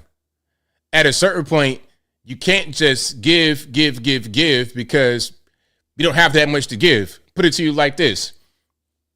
If you have a loaf of bread and you're feeding your family, here comes 1,000 more families saying, hey, I'm hungry, I'm tired, feed me. I don't have any more resources. You must also defend those in your nation, defend those in your village. If the village is being raided by people who say they're hungry, is that okay? To have the village burned, looted, destroyed because of the hunger and desperation of others? This is false teaching. So if you're in a church like this, please escape. You're not in the church, you're in the cult, and it's dangerous, okay? The killer's in the house. Call the police. Hey, you know what, bro? I should be in your shoes. Take all of that stuff off. Let me just get the mic for a day, and I'll be able to preach a much better message than you. So yeah, that kind of stuff right there, it fuels mental illness in people, because you go into a spiritual place, or a place that should be spiritual, and you're being fed misinformation. You're being fed things that are not spiritual, that are not part of the word, that are not going to be anything that's conducive for you to really get closer to the Lord or better in your personal development. Okay. But yeah, shout out to you guys. I appreciate y'all for joining. Now, here's AOC talking about the resolution to make the Charlie Kirk Day, which I think did happen. I think it's going to be October the 15th, Charlie Kirk Remembrance Day. That's going to be, hold on. Yeah. Charlie Kirk Remembrance Day, October the 14th. Now, I believe it did pass, but AOC was one who said, you know what? We don't want that. Let's hear from her. And there's a statement she put out, which is completely ridiculous, and it shows just how dumb she is, aside from what she's going to say. But let's go ahead and check it out. All right. And they're talking about she could run in 2028. I listen, please, to the God above, please let AOC run in 2028, because it's going to be so easy. So easy. And AOC, if you can hear the sound of my voice, you're going to get destroyed in 2028 if you run. So, I mean, if I'm AOC, I wouldn't do it. But because I'm conservative and I can see who she is, I want her to do it because she'll be an easy victory. But let's go ahead and watch. Instead, the majority proceeded with a resolution that brings great pain to the millions of Americans who endured segregation, Jim Crow, and the legacy of bigotry today. We should be clear about who Charlie Kirk was. a man who believed that the Civil Rights Act that granted Black Americans the right to vote was a mistake. One more time. Can we play that one more time? Be clear about who Charlie Kirk was. A man who believed that the Civil Rights Act that granted Black Americans the right to vote was a mistake. That did not grant Black Americans the right to vote. The Civil Rights Act did not grant Black Americans the right to vote. That is completely false. Now, that's a common misconception among those who are not super educated, because you might have got told that when you were like in third grade, but upon further examination, Blacks got the right to vote after slavery, once we got our freedom. The way voting was at first, history lesson, the way voting was at first was that only white men could vote. I think it might have been white property owners, but white men, that was all that could vote. Civil War comes, then now Blacks are considered to be full citizens. We get the right to vote, but only the men. Women could not vote until, what was that, 1919, 1920, women's suffrage. So Blacks got the right to vote before the women. What the Civil Rights Act did was eliminate some of the poll tests and poll tax that prevented some Black folks from voting because of lack of education. And then sometimes it wasn't even about education. It was about nonsensical things. Okay, how many barnacles be on the whale's back in the Indian Ocean at 2:45 in the morning? Dumb stuff like that. That was not all over the whole USA. Black folks did vote. We could vote. And as a matter of fact, we were in politics after slavery. The first Black senators in Mississippi, the first Black senators, period, were Mississippi, and they were Black in the 1800s. So this just points to your ignorance. And you trying to become the president? Good luck with that. Good luck with that. I'm triggered, so I digress. Who, after the violent attack on Paul Pelosi, claimed that, quote, some amazing patriot, unquote, should bail out his brutal assailant, and accused Jews of controlling, quote, not just the colleges, it's the nonprofits, it's the movies, it's Hollywood, it's all of it, unquote. His rhetoric and beliefs were ignorant, uneducated, and sought to disenfranchise millions of Americans, far from the working, quote, working tirelessly to promote unity, unquote, asserted by the majority in this resolution. It is equally important that Congress does unite to reject the government's attempt to weaponize this moment into an all-out assault on free speech across the country, all in the name of Charlie Kirk. All right, there we go. So AOC talking about Civil Rights Act gave us the right to vote. Really? Is that what you think? Okay. So the Black politicians that were around in the 1800s, how'd they get in there? It was only whites that, I mean, people are so silly. They really are. They really, really are. So yeah. And then she said it again, like she doubled down though. Like she put it on her Twitter too. Okay, it wasn't a mistake. She said it again. We should be clear about who Charlie Kirk was, a man who believed that Civil Rights Act that granted Black Americans the right to vote was a mistake. So you doubling down on it. Why double down on stupid? And is there nobody on her team that can give her the right information? Is there no one on her team to give her the correct information to say, hey, you know what, that wasn't really right. You were kind of a little bit inaccurate. Anyway, so shout out to you guys again for watching. If you like what you're hearing so far, please give the video a thumbs up. Like the video, share the video, do all that good stuff. That'll help me out tremendously. Okay, I'm going to show Destiny. I don't like showing failures of white men like this. Him and Nick Fuentes are like, if you watch Destiny and Nick Fuentes and you're a white male, I feel like you're not living to your full potential. You could be so much greater than that. You got a long history, a long lineage. You could be so much better than these people.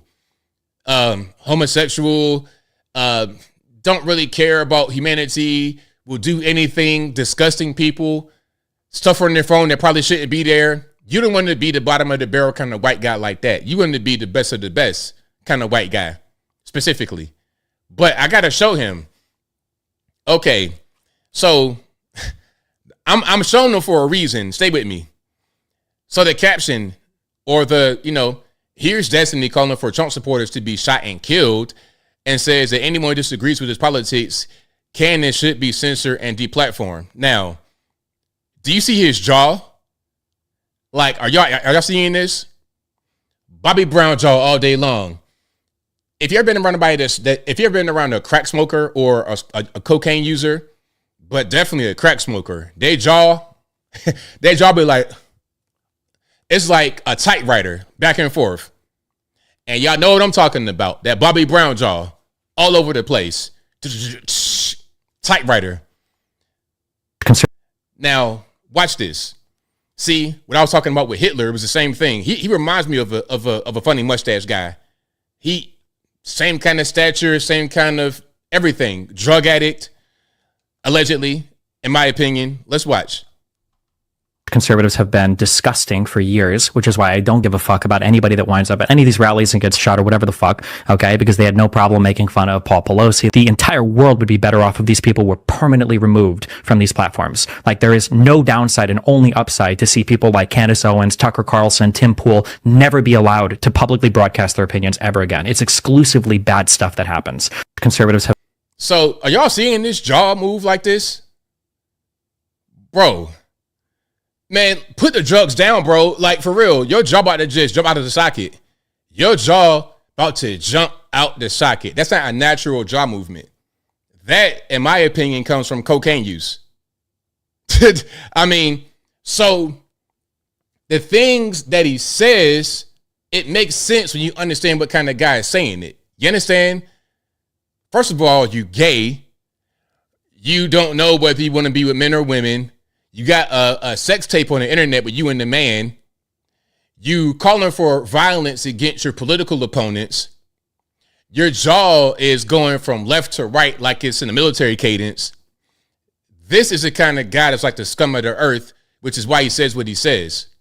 What he says makes sense when you understand what kind of person he is.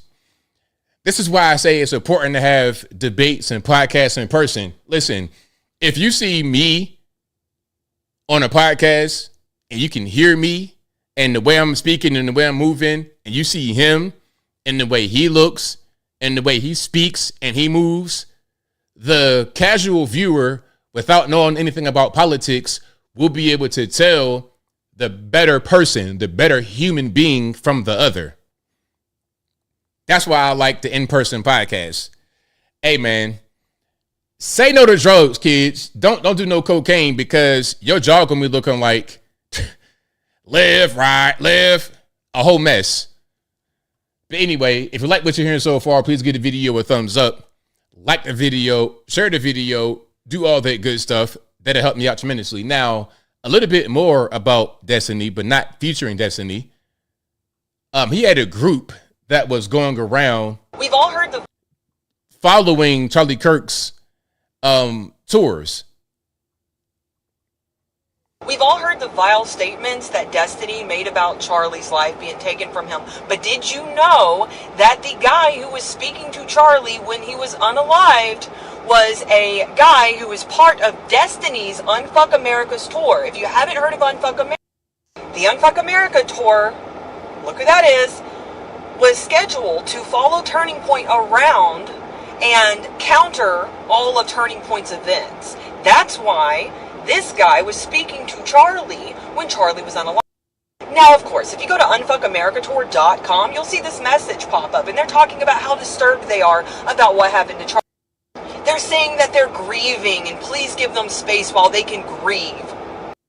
Again, Destiny is their lead creator, and he's making these comments about Charlie and people who think like Charlie. Everyone who works for Turning Point should get a restraining order against him immediately, so that he or anyone who works for him is not allowed to show their ass up at these Turning Point events. I've noticed that not a lot of you guys know about this. And why do I know about this? Because one of these people that's part of this tour follows me. She actually seems quite fucking reasonable. She seems like a decent person. That's how I know about this. I'm just saying, I don't understand why, and I guess it's because no one knows, but this needs to be like mainstream news. What the actual... So there you go. See what I'm saying? See what I'm saying? Like, that's the kind of people you're dealing with. And Nick Fuentes the same way, because he was doing the same thing with Charlie, trying to harass him. Ben Shapiro, trying to follow the guys that's like the influence, the really big guys, trying to attack them that way, trying to film them and just be doing weird stuff. You don't want to be like that. You don't want to be somebody trying to follow the big dogs. If you want to be like them, then be like them rather than trying to assault them or fight them. Just be your own best version of yourself. That'd be what I say. All right. So this young lady says she lost a lot of friends for supporting Charlie. And it's like how when I was young, like I would say 2012, when I first started to become more conservative vocally, right around that time, I lost a lot too. And definitely like 2015, 2016, I lost a whole lot. When I was saying that I was going to be voting for Trump, people that I'd been knowing for a long time, all of a sudden, they ain't answering my phone calls. I lost business. I lost a lot. But it's fine because I knew that I had to be brave and not just do what others thought that I should do. I got to do what's best for me and the whole country. But let's watch. I've lost a lot of friends for supporting Charlie Kirk, and it's been sad, but I know that it's for a cause and not stupid, so I'm okay with losing those friends that don't support him. What types of things are people saying? Mocking him and laughing for his death, which isn't okay. It's not okay for them to be mocking him and making fun of his death. I've lost a lot of friends. Right on. So shout out to her, and thank you for standing up for what you believe in. Because not everybody's going to do that. Some are going to just be quiet. They're not going to say anything. They're going to try to keep it low because they're afraid of what they're going to lose. They're afraid of what's going to happen if they speak out against the regular narrative. So people are passing the video around, making jokes. If you're not joking, if you're not doing the same thing that they're doing, then you're not part of the film group anymore. So I'm glad that she says, you know what? I don't have to do that. I can chart my own way and not be part of this group think mentality. So again, shout out to her. All right.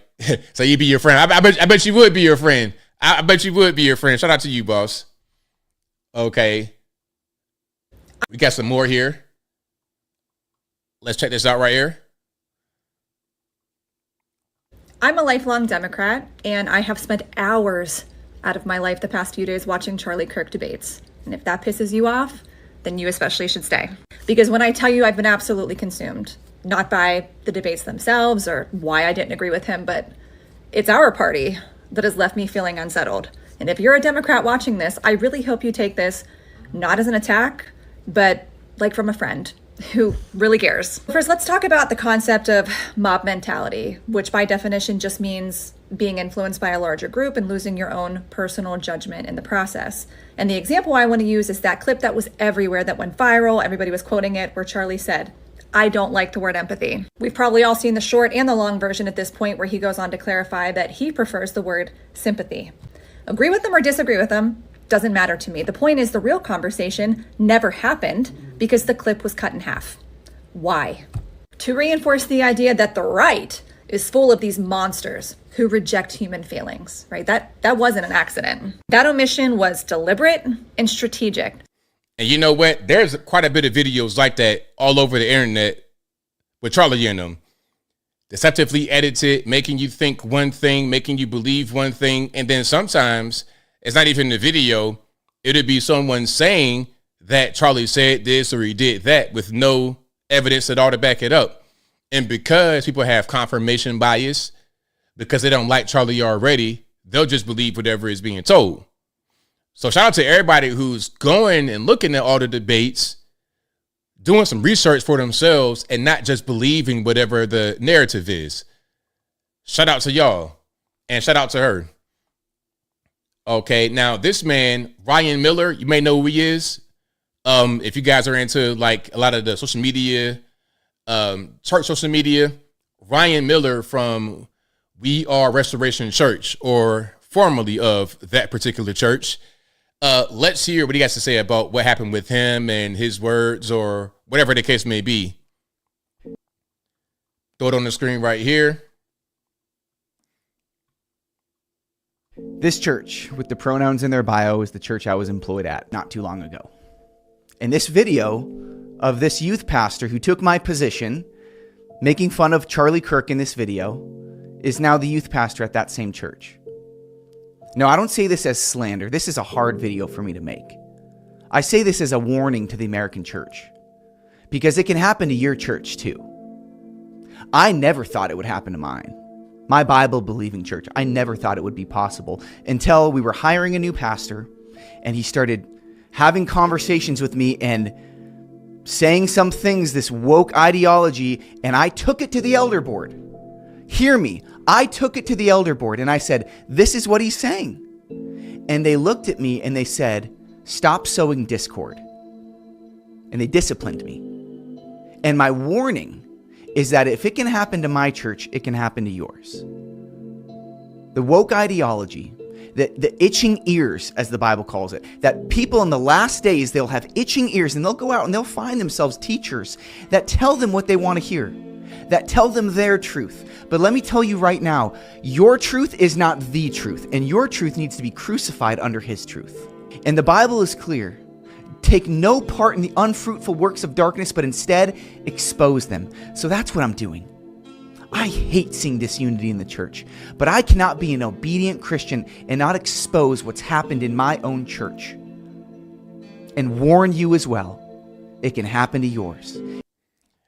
Hey man, shout out to everybody that has a church that's on the up and up and you don't have that kind of stuff going on.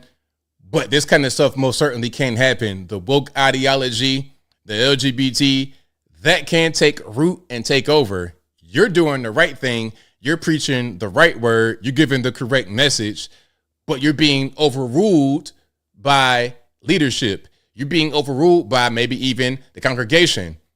You find yourself the odd man out in the house of worship. It's crazy. But shout out to him. His name is Ryan Miller. He was a youth pastor at a church called Restoration Church. And you saw what he says right here. They didn't put pronouns in their bio. Okay. Pronouns in bio got to be the cringiest things that I've ever seen in my life. But whatever. Whatever. All right. Let's keep on rocking and rolling here. Did you guys see where they thought it was there was a black man found hanging from a tree in Mississippi, and they thought it was a lynching. Man, before we even talk about that, ain't nobody getting lynched in 2025. Nobody's getting lynched no more. Can I say something else though? Let's talk. Let's talk about it right quick. Since we're right here, let's talk about it because I've done my research on this topic years ago. According to a black college in Alabama, Tuskegee University or Institute, according to Tuskegee, between 1865 and 1965, there were 3,500 lynchings of blacks. Now, it doesn't say if it was a Klan that did it, if it was a white person without the Klan that did it, if it was a black person that did it, if it was a Native American that did it. All it says is 3,500 blacks were lynched between 1865 and 1965. Now, I'm no mathematician. I'm no Albert Einstein. What's 2 plus 2? 15. I don't know what it is. But 3,500 divided by 100 is 35. 35 lynchings a year. The last time somebody was lynched in the USA was 1981, over 40 years ago. Nobody's being lynched in 2025. It's just not really your thing. But let's watch some of this, and then I'm going to give you a little bit more.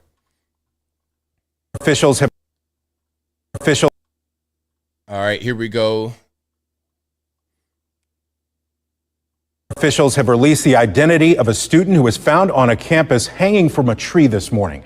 Campus officials and police made the announcement just a couple of hours ago in a news conference. 16 WAPT's Ross Adams live in the studio this afternoon. He's been following the story at Delta State all day. Ross, what are investigators saying? Well, Troy, we are just hours into the investigation of this disturbing discovery on the Cleveland campus. Now, here is what we know right now. According to the Delta State Police Chief, they got a call around 7 o'clock Monday morning. First officers on the scene found the body of 21-year-old DeMartravion Trey Reed. He was hanging from a tree near the pickleball court that's in the central part of the campus. Reed is a Delta State student from Grenada. Now, there is already rampant social media speculation about what happened to Reed. At this point, investigators say there is no evidence of foul play. But we, of course, again, with our partners, we've investigated every avenue, and again, we continue to investigate. The university has contacted the Mississippi Bureau of Investigation, Cleveland Police Department, and the Bolivar County Sheriff's Office to assist them in the investigation. Today was supposed to be a happy day on the Delta State campus, celebrating its 100th anniversary. Instead, they are mourning the loss of this student. Classes were canceled Monday, and it's unclear if they will resume on Tuesday. Back to you, Troy. All right, Ross, thank you. 16 WAPT is your breaking news. So you get the idea of what's happening. Now, let's get to a quick article.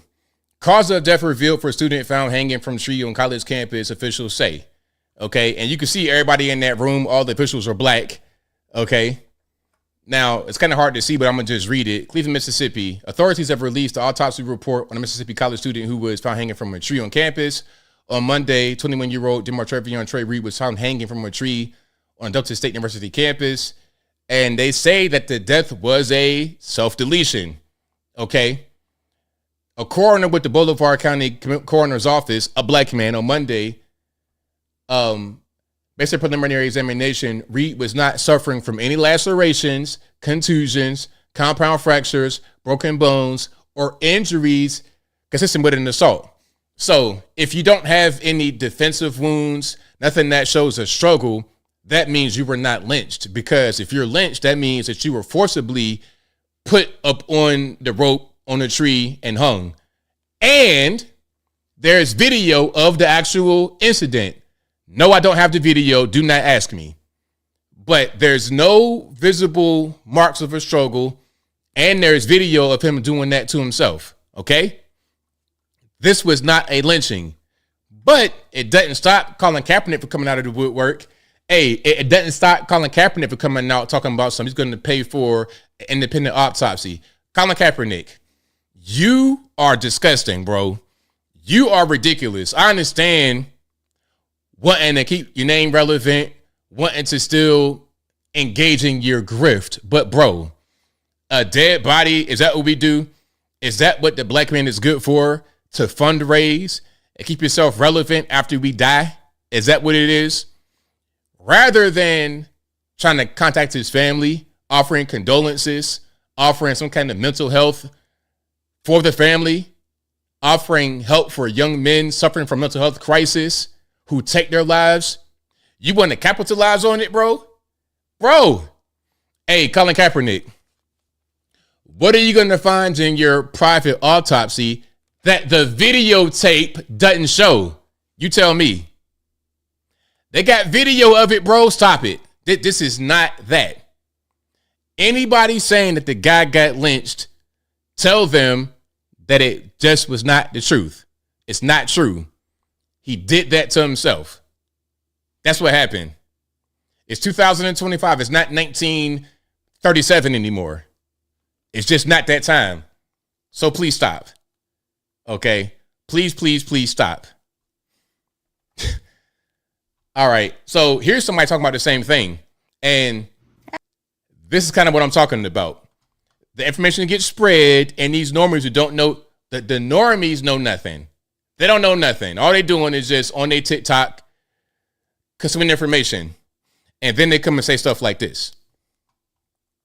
Hey, Charlie Kirk crowd, I haven't heard from y'all the past 24 hours. I wonder why. You know, why are y'all so fucking silent now that a black man has been found hanging on his college campus? Where are your cries for peace and outrage now that Trey Reed was found lynched with 2 broken arms, a broken leg, and several bruises over his body, and the police is deeming it as a suicide? Where's your cries for justice now? Just curious. And to my people who are like, well, I'm not racist, but yeah, you are. Yeah, you are, because you guys cry for peace, and you guys want empathy, and you guys want kindness until it is a black man, until it is a trans person, until it is a Hispanic woman, until it is someone who does not look like you, act like you, or talk like you. But on a real note, we need more coverage on this, because this is absolutely fucking insane. This was not a suicide. This was a murder. Hey. Okay, first of all, it was a suicide. It was a self-deletion. I don't know if I can say that, but that's what it was. There's video of the incident. The police are talking about, and the coroner, everybody involved are black. You're in the Delta region, Mississippi. That's like one of the blackest places in the whole country, right there, Mississippi Delta. That's where that's where that movie was set. What was that with what's your man Jordan, Michael B. Jordan, Smokers? I know what I'm talking about. Sinners. That's where that was, in that particular area. That's where it was set. So you seem to be the same way, talking about the black men. Oh, what about black men? What about black men? I'm a black man, and I'm telling you what's going on. The black men who are out there, who are the authorities, who are the police and the coroner, are telling you what's going on. And there's video of that black man doing it to himself. So why should the so-called MAGA crowd come out and say anything about this? It's unfortunate, but that's not an uncommon occurrence. Ain't nobody getting lynched in 2025. I know that your social media is filled with people talking about that kind of thing going on and black folks still being oppressed, but it's just not the truth. It's just not. So I hope you see this and you come to reality, because right now you're not living there. You're not living there. So yeah, shout out to her. Okay. We got somebody else talking. Let's see what's going on here. Okay. Loving the frames. You know, if your frames were to be on my head, they look like this, because my head is much more massive. But let's just watch. When did racism just become normal? I thought you guys were also taught growing up empathy in school. Do we not remember the days where we all hold hands for like the freaking banners, where we're all in this together? Why is everyone so racist now? What happened? What's going on? What? Okay, now I don't want to make any assumptions, because you are probably on the left, but maybe you're wrong. I don't know. I'm just taking a wild guess. But there is quite a bit of racism, but probably not from where you think it's coming from. Maybe, just maybe, again, I don't want to judge. Maybe you think there's a bunch of conservatives who are engaging in racism against the liberals. Maybe you think that. But I get racism every single day from the left, especially white leftists. Oh, they love it. They're the most racist. Anytime I say anything controversial that goes against the left narrative, I get every black racial slur in the book, including the N-word. Yes, I do. When they could be private and not say it publicly and get exposed, they'll hit you with the N-word. Any kind of Uncle Tom, I get all of that every single day. If a day goes by where I don't get that from a white leftist, I'm like, yo, I done fell off. I'm soft, because I'm not really going hard enough. So I think it became cool to be racist many, many years ago. And the people who are racist now have a different type of look to them. There is kind of a stereotype about a racist person. It's like, okay, if you're racist and you use racial slurs, you got to be like 2 teeth in your mouth. Nah, it'd be your most educated, posh, well put together white person, black person, or whatever, who is the absolute most racist, whether privately or publicly. It's them. It's not who you may think. So yeah, to answer your question, they've always been like that, but I think they just do a better job of, they do a better job of kind of disguising themselves, but they're not really hiding. They're not really hiding. I can still see them. They disguise themselves in an outfit that they think does not look racist, but I see it for what it is. It's like Shaquille O'Neal hiding behind a tree. It's like, Shaq, I see you, bro. The tree is not helping you. I see you. Your black frame glasses and your funny hair and your Patagonia or whatever you got going on, it don't really hide who you are. I can see through you. But yeah, shout out to her. Shout out to her. Okay. I got some more here. I have some more. All right, hold on. This is what I want to show. So we got the Antifa people training out there in Los Angeles. Not only training like physically, we'll show that in a minute, but also they have a classroom type setting where they are giving information to each other. So when we say that these so-called protests are funded and organized, that is 100% truth. They'll say, oh, well, there's no gang called Antifa. That's not really a real thing. Yes, it is. Yes, it is. Matter of fact, hold on. I think I had a video talking about that, about the whole Antifa thing. Yeah, let me see if I can play this right quick. All right. Well, let me show this. Yeah. Here we go. About Antifa. Let's show some of this right here.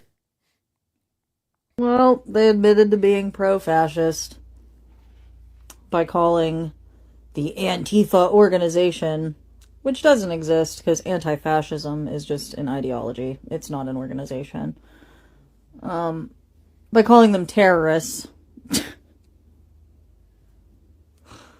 So, I'm gonna go back to sleep. You can wake me up when the fascist takeover is done.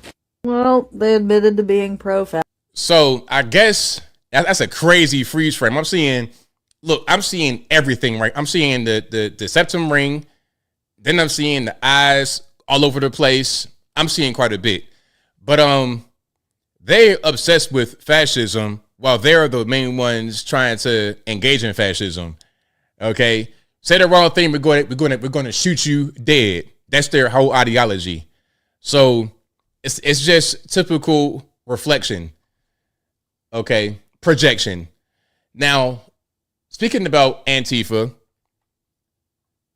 she says they're not organized. It's just an ideology. Well, let's show some organization. Because it's such a huge coordinated attack against our communities, I have to assume at least one of you here is here for the wrong reasons. So if there is a pig in the room, first of all, fuck you.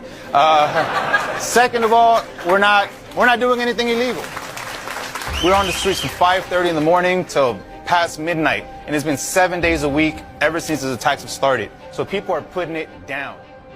Because it's such a... So when you say there's no organization, I'm just trying to understand what you mean. I'm seeing a whole class full of people. I'm seeing the funniest hairstyles. Look, my man right here has a receding with a bald spot and then a tuft of hair in the front.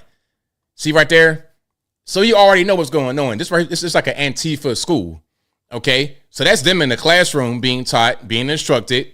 All right? And then here they are out here doing some training. Let's watch this.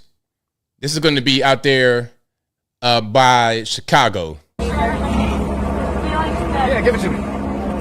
No, but I can take it. Oh, I gotta get lower.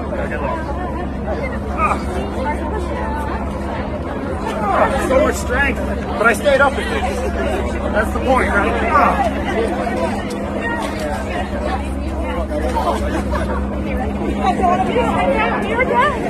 I hate everything. I love Nazis. Fucking fascism is great. The brown people bother me.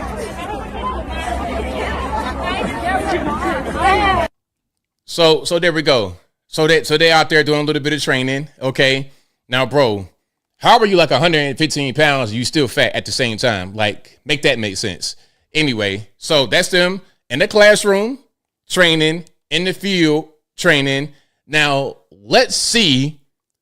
And by the way, this is September the 9th. This was yesterday, the 19th of September. So this was recently, September the 19th. But let's see what all their training will do in reality. Y'all ready? Y'all ready? Okay, hold on. Let's check it out right here.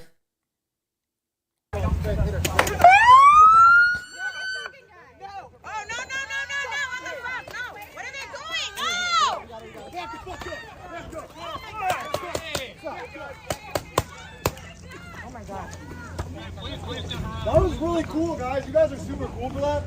Wow. Yeah, get out the way, man. Like, don't stand in the way of the car. Yeah, get out the way. I mean, you didn't get hit by the car. You just got shoved to the ground. You'd be all right. Hey, she got a little meat on her bones. She got a little bit of meat on her bones. She'd be all right.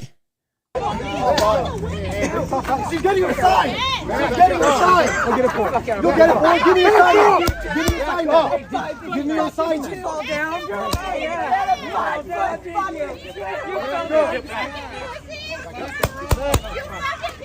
Now she got hit with that spray. Hey, that spray when you get hit with that with that bear spray, with that cayenne pepper, whatever that is. Hey, man, it make you act right real quick.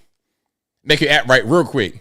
I suggest all the women out there, especially, if you can't carry your pistol, which I would suggest. Hey, and for the women, a good carry pistol, especially for small hands, small purse, whatever. A Taurus G3C. Taurus G3C. They got them at Academy Sports. Get that. That's a good carry weapon for the young ladies. And if you don't mind getting a little, a Glock would be good, maybe, because I don't got no safety. I don't know if you like that, but the Taurus G3C is a good one. But definitely carry some of that bear spray. When you out in the streets, guys up on you, where your man at? Leave me alone. Then he want to try touching you. Hey, shh. Hit him with that, and you be good. You're gonna need some shit. You have to. It's gonna get worse. It's gonna get worse.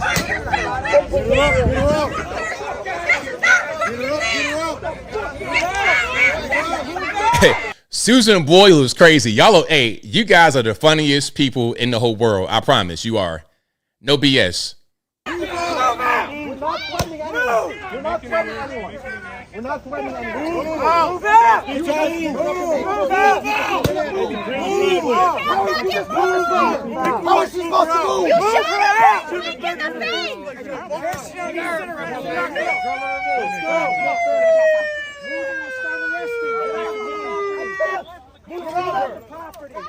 So the push training did not prepare them for the OC or that bear spray or whatever that was.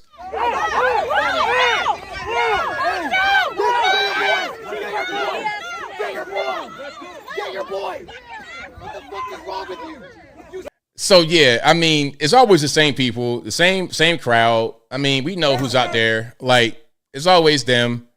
For no reason. I think maybe they think they're doing something valiant, something courageous, but they're just kind of getting in the way, for real. It's getting in the way, man. It's like, look, lady, go back to the library and read the books. Take care of you know what I mean? Just do that. Okay. I think it's Sam Harris says, I would rather have a president in the coma where the duties of his presidency are executed by a committee of just normal people. Is that what you want? Oh, okay. What's the point of voting for the president then? But let's watch. Sorry for the freeze frame, bro, but it ain't my fault, man. That's how you look at the end of the day. It's quite possible that he was just checked out to a degree that I did not suspect at the time. But to close the loop on this whole scandal, even that is preferable to me and to, I think, many Democrats than having someone who we consider to be genuinely evil, genuinely 100% purposed to serving himself in the office of the presidency.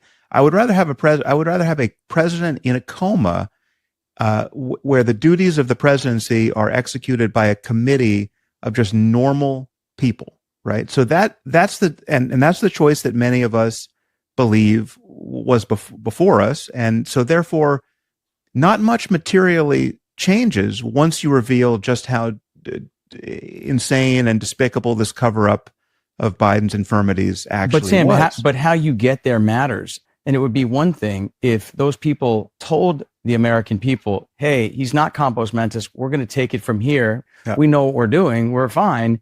But that didn't happen. And I mean, just this. There we go. So, yeah, Joe, I think at a certain point, he was not running the country anyway. He was not comatose, I suppose. That's what they say. But he was not running. He was not running the country. It was a staff. It was everybody that was behind the scenes doing the job. Yeah, that's not how it's supposed to work. That's not how it works, Stab and Steve. I agree, but they don't care. That's why they had Joe Biden in there. They don't care at all. That's not really a thing they even really concern themselves with. Okay, and then let's hear from this person about why the USA is trash. And with street interviews, it's good. When they're genuine, especially because you're able to hear people express themselves. And when they try to explain themselves, it kind of falls apart. But let's watch. Let's watch. Here we go. The United States is kind of trash. Okay. Doesn't treat its people well. How so? I don't really know why you're having this. Do you want to have a conversation? Well, that's why I'm asking you. How so? What do you mean? You said the United States treats its people like trash, so I was just asking how. I mean, right now, how many people are suffering because they can't afford health care? Let's start with there. How about? Got it. Well, Trump just slashed prescription drug prices by 50 to 80%. So that are you prescription unhappy with drug that? sellers can raise their prices. I mean, he's just working for fucking capitalism. Well, he actually isn't taking a salary. And he's also lost $1 billion in his net worth from the first administration when the first time he ran. He's taking money from literally anyone who will pay for his stupid fucking coin, his what is it? Trump coin, cryptocurrency, Dogecoin. I don't know. There's a lot of cryptocurrencies that people make money off of. Are you upset with him making money?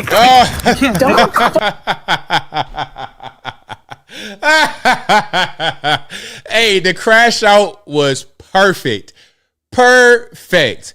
That's how they be right there. That's exactly how they be. Look, that was hilarious. But that's the crash out right there. They always do it because when you hit them with facts, when you hit them with reality, they don't want to hear that. They are comfortable ignorance. They are comfortable hating somebody and not even knowing why. When you try to come, he was so calm and nice and respectful. It's a crash out. Why are you straight crashing out on that guy because he's coming with facts and they don't have any, and it's just upsetting. Yeah, that's so typical. That's so typical.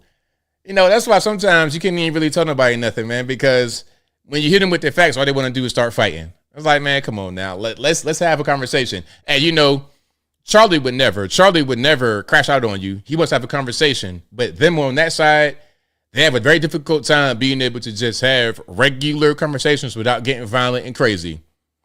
When you go against their particular belief system, whatever they made for themselves, that's when they just lose all control. Per usual. So, hey, whoever that was, thank you, friend, for proving the point that we've been making. And you know what? I got one more. This is about MAHA, Make America Healthy Again. Speaking about drug prices and big pharma and mental health as well, because that's also part of making America healthy again. Not just physically, not just trying to reduce the number of big backs in the country, but also trying to reduce the number of crazy troons, furries, whatever kind of thing they want to identify as that goes out here and commits acts of violence. Let's watch. Let me get the big screen and then let's rock and roll. Hold on. Not that big screen. This one. There we go. Tired of endless drug ads promising quick fixes but leaving you sicker than you were before? That can change today. Ask your doctor about MAHA. President Trump and Secretary Kennedy are taking deceptive drug ads head on, delivering transparency, accountability, and the truth you deserve about your health. For the first time in decades, your government is standing up to Big Pharma to put patients, not profits, first. MAHA may cause healthier living, fewer chronic diseases, and lower drug costs. Some Americans reported more time spent with family instead of at the pharmacy. Other side effects may include healthier children, a stronger nation, more transparency in healthcare, honest advertising, and accountability from Big Pharma. Break free from Big Pharma deception. Choose MAHA today. There we go. I love it. So shout out to MAHA. That was a good ad, like a little spinoff of the Big Pharma. You know, they running through a meadow. They picking sunflowers, talking about, the side effects of this drug could cause death. It could cause you to become 800 pounds. It could cause you to grow a whole horn in the center of your forehead. But throughout this whole time where they listen to all these crazy side effects, they'll be frolicking through a lilies or something like this. You know what I'm saying? Ridiculous stuff. But anyway, if you like what you're hearing so far, please give the video a thumbs up. Like the video, share the video, do all that good stuff. That'll help me out tremendously. We got super chats on deck. Then I'm going to get to the calls. The number to call is 706-406-3287. Again, 706-406-3287. Super chats on deck first. Then I'm going to get to the calls. Thank you to Cardinal Flanagan, who says, Will made the exact same joke himself on Arsenio. He got called out live. The man had alopecia as well. Will just laughed and said, man, them is jokes. Thank you to Sometimes Friendly, who says ABL is the best user experience possible. Thank you to Jeff for the dancing emoji. I appreciate you for that, boss. Thank you to Regina, the godmother, who says, wondering what our retired Chicago police officer friend will say about Trump sending the National Guard to Chicago. RIP to our friend. Thank you to Charmaine Bush, who says, the murderer of Kirk knew Utah has death penalty. Had a patsy do the kill, will fake the death of the killer. He will get an identity change, including plastic surgery, be moved out of the USA ever after. Just ask BB. Okay, we'll see about that. Thank you to VFR, who says another violent lefty shooting at ABC. Leftist lost. Yep, yet another one. Thank you to Jeff again for the heartbeating emoji. Thank you to Leah August Leo for the thumbs up emoji. Thank you to Zatochi's Cane Sword, who says it feels like the 1960s with Charlie Kirk's assassination. It's like it's a JFK moment, 100% JFK moment, and also MLK. Yeah, for sure. And Malcolm X. Like, that was a whole lot during that time. Thank you to Bruce Rice, who says Zoran equals Schumer becomes Anthony Corbin, first Muslim mayor. Hey, I love your burqa suit. Is that French made? Thank you to Bruce again, who says Jasmine Crockett is Angela Davis meets Clower and Piven standing in a Zen River across from the pond to the DNC. Thank you to Kiwan, who says at one point under the previous administration, wasn't misgendering going to be considered hate speech? Godless people can't create the rules. Exactly, 100%. Thank you to Frank Vibes, who says Charlie Kirk Clank will be Charlie. I'm not sure what you mean. Charlie Kirk will be rebuilt better, stronger, faster. Thank you to Solo Poet, who says, we are saying happy birthday to the bestest day on earth. We're saying happy birthday to you. Happy birthday to you. Happy birthday, dear Anthony. Happy birthday to you. You look 24, not 40. On a wonderful day. Thank you. So my birthday is on Monday. I'll be 41 on Monday. So thank you for the early birthday wish. I appreciate you for sure. Yeah, definitely. I feel great. I feel amazing. My back don't hurt. My knees don't hurt. I can get out and run. You know, like, okay, you got the street light about to hit, and I see a little bit of traffic. I can dart across without pulling my hamstring and nothing crazy like that, for sure. Thank you to Dan Bitches, who says, let's remember Republican Party began in Ripon, Wisconsin as an anti-slavery party. That's correct. And the first president of the Republican Party was Abraham Lincoln, and he freed the slaves. Thank you to Tony Hay Munkits for gifting 5 ABL memberships. And thank you to Bruce Rice for also gifting 5 ABL memberships. I appreciate you for that, man. And I think that is all the super chats. Shout out to you guys. Let's go ahead and get to the calls. The number to call, 706-406-3287. Again, 706-406-3287. And let me turn my calls on, and then we're good to go. But yeah, thank y'all for the birthday wishes. I appreciate y'all. Thank you. Yeah, but I definitely feel great for my age. My back don't hurt. My knees don't hurt. Hey, you were 41 once? It's so crazy that I got to be 41. It's like, where did the time go? 859, your line, 602. Yo, Anthony, how's it going? What's up, buddy? Luciferian Libertarian friend, how's it going, buddy? It's all good, man. What's happening? Sorry about your homie, man. It's kind of sad that he got smoked, man. That's not right, dude. Especially, man, that, he was speaking his mind. And, that's the First Amendment, man. That's the thing that you have to understand. That was our founding. That was the principles of our country, was on the First Amendment. And granted, if you may not like his arguments, you may not like his opinion, that's one thing. But going as far as smoking somebody, that's not right.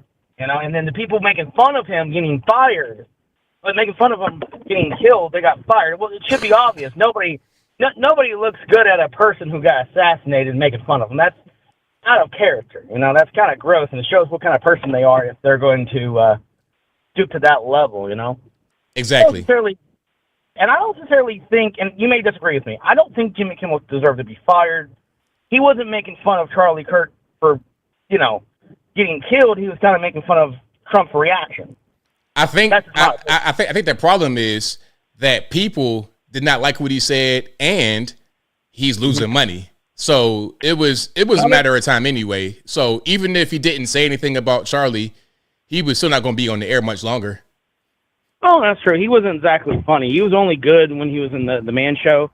Yeah. And after a while, he just started becoming really bad as a comedian. After a while, he started nosediving after a while because just like Seth Green, I mean, you only can have so many appeal to a certain degree. Right. And it's horrible that what happened. There's a bunch of conspiracy theories about it, and the people who just make fun of him, it's like, like people who debated him and traveled around the whole world on Turning Point in USA felt bad what happened to him. Can we just put our differences aside and realize this is something that that is horrible that was happened to him, and nobody feels bad for the CEO guy who got shot for who owned those companies. Nobody's going to feel bad for somebody who's going to cut your health insurance last minute when you're on your deathbed. Whoa. Let's not do that, because at the end of the day, I mean, he's just an employee like anybody else. Just because you don't like his business practices, I mean, he should deserve to get killed. I feel bad for him. I agree with you, but somebody's going to feel bad for Charlie because he's speaking his mind. He's not harming anybody.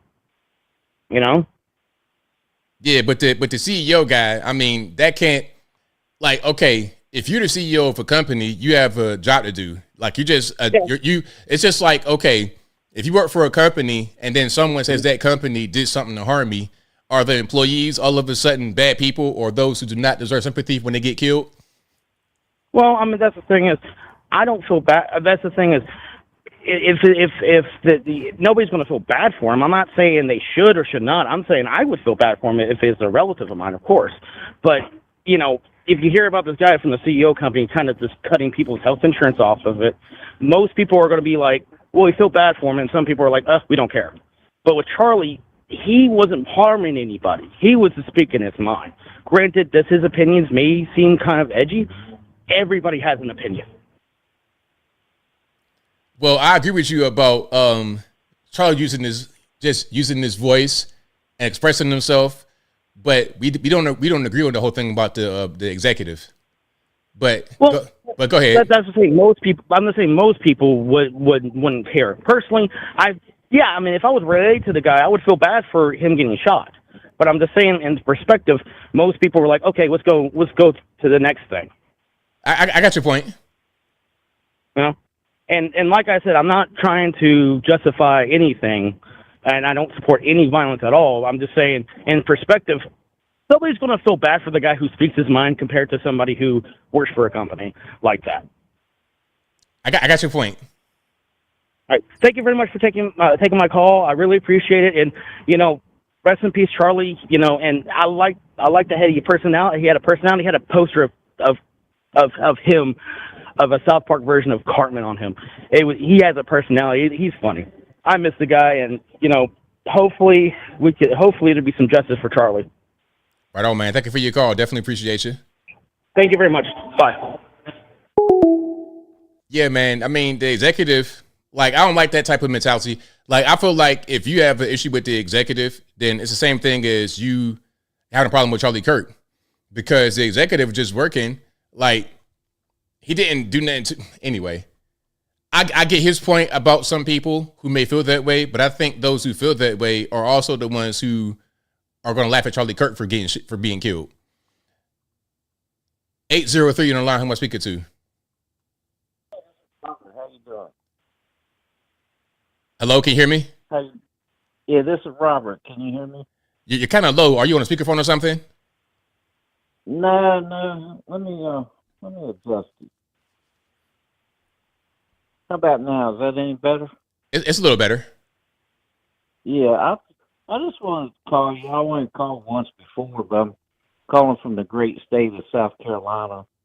Born in Washington, D.C., and moved out of that craziness in 1991 to South Carolina when relocated a job. But anyway, I just want to say it's one of those dark times in history where, if you think back to, I guess, when some of the Democrats were in charge, you had Ruby Ridge, all kinds of attacks on the militia groups, I guess, the folks out there with their little playing army out there in the middle of the West or whatever. And I just wanted to get your thoughts about that when you have the FBI assassinating and shooting down people holding a baby, and I think they went to court and actually won the lawsuit against the FBI. So what's your question exactly? What's your thoughts about when the Democrats kind of armed the FBI to shoot citizens, versus what we're seeing today where you got the leftists now shooting people on the right or just out there speaking? It's pretty disgusting to me. So I don't remember the other one you're talking about, but in general, the Democrats have been a violent people, and I think that they have displayed that on numerous occasions. Yeah, Ruby Ridge, they were on top of a mountain by themselves, kind of living off the grid, and they wanted to serve them warrant for weapon charges and whatnot. So the FBI basically came in and shot all the people, basically. So it was pretty tragic. I guess you would have to look it up. I guess I'm a little older.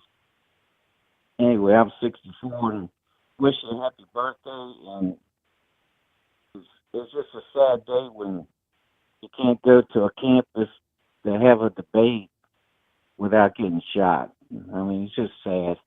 But I guess there's good people and bad people, and then people make good choices, bad choices. But even, when you grow up in a bad environment, you can still change your choices. You don't have to be, you can break that chain, think for yourself, basically. But I'll get off the phone and listen to your comments. Appreciate it. Thank you for the call, man. Definitely appreciate you. All right, bye. All right, shout out to the caller. The number to call is 706-406-3287. The number is always in the description. It's right there. Also on the ticker, 706-406-3287. 815 on the line. Who am I speaking to?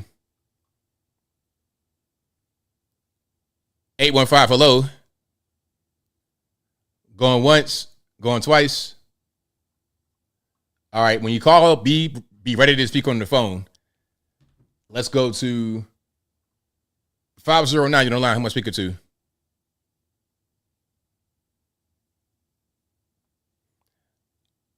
Okay. I can't hear. Maybe it's me. Hold on. Let me just make sure that my sound is working right. Y'all give me a second. Because I think maybe it was me. All right. Hold on.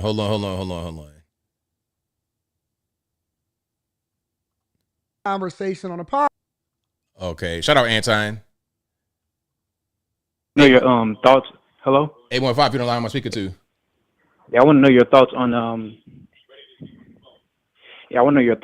Trump's potential war with Venezuela. Well, I'm not really sure if it's going to be a war. I'm seeing some of the things about the drug boats being hit. I'm not sure it's going to be a war in Venezuela. Trump's been the guy that's been pretty much anti-war so far. But if that's going to happen, then I think it's going to be a thing that was already in the works for a very long time before Trump got in office. But I'm not quite sure that I see it happening anytime soon. I'm not quite sure that we'll do that in this administration. Yeah, because before he was talking about going to war with Mexico. Now he's changed to Venezuela. He's kind of all over the place. Yeah, I don't really see it happening. All right, appreciate it. All right, now. All right, shout out to the caller. Let's go 719 on the line. I'm speaking to. Hey, ABL, it's Josh out of Colorado. How you doing, man? I'm doing well, man. How about yourself? Doing all right.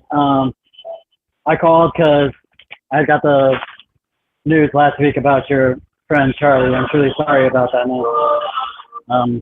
I liked a lot of what he had to say. Some stuff I disagreed with, but he was a good man above all. Didn't deserve what happened. Right, definitely. I agree with you. Very, very good man. Yeah. Yeah. But anyway, just my personal 2 cents. I kind of wanted your take on it. I'm kind of starting to notice that we're. Hold on. It's very. I can't. It's a lot of noise in the background. Oh, I'm sorry. Here, let me fix that real quick. Yeah, I'm sorry, man. Is that better? That's better. All right. Yeah. It's just I think we're in the middle of a spiritual warfare right now. It's a battle of good versus evil right now. I 100% agree with you. It's definitely at this point spiritual. Yep.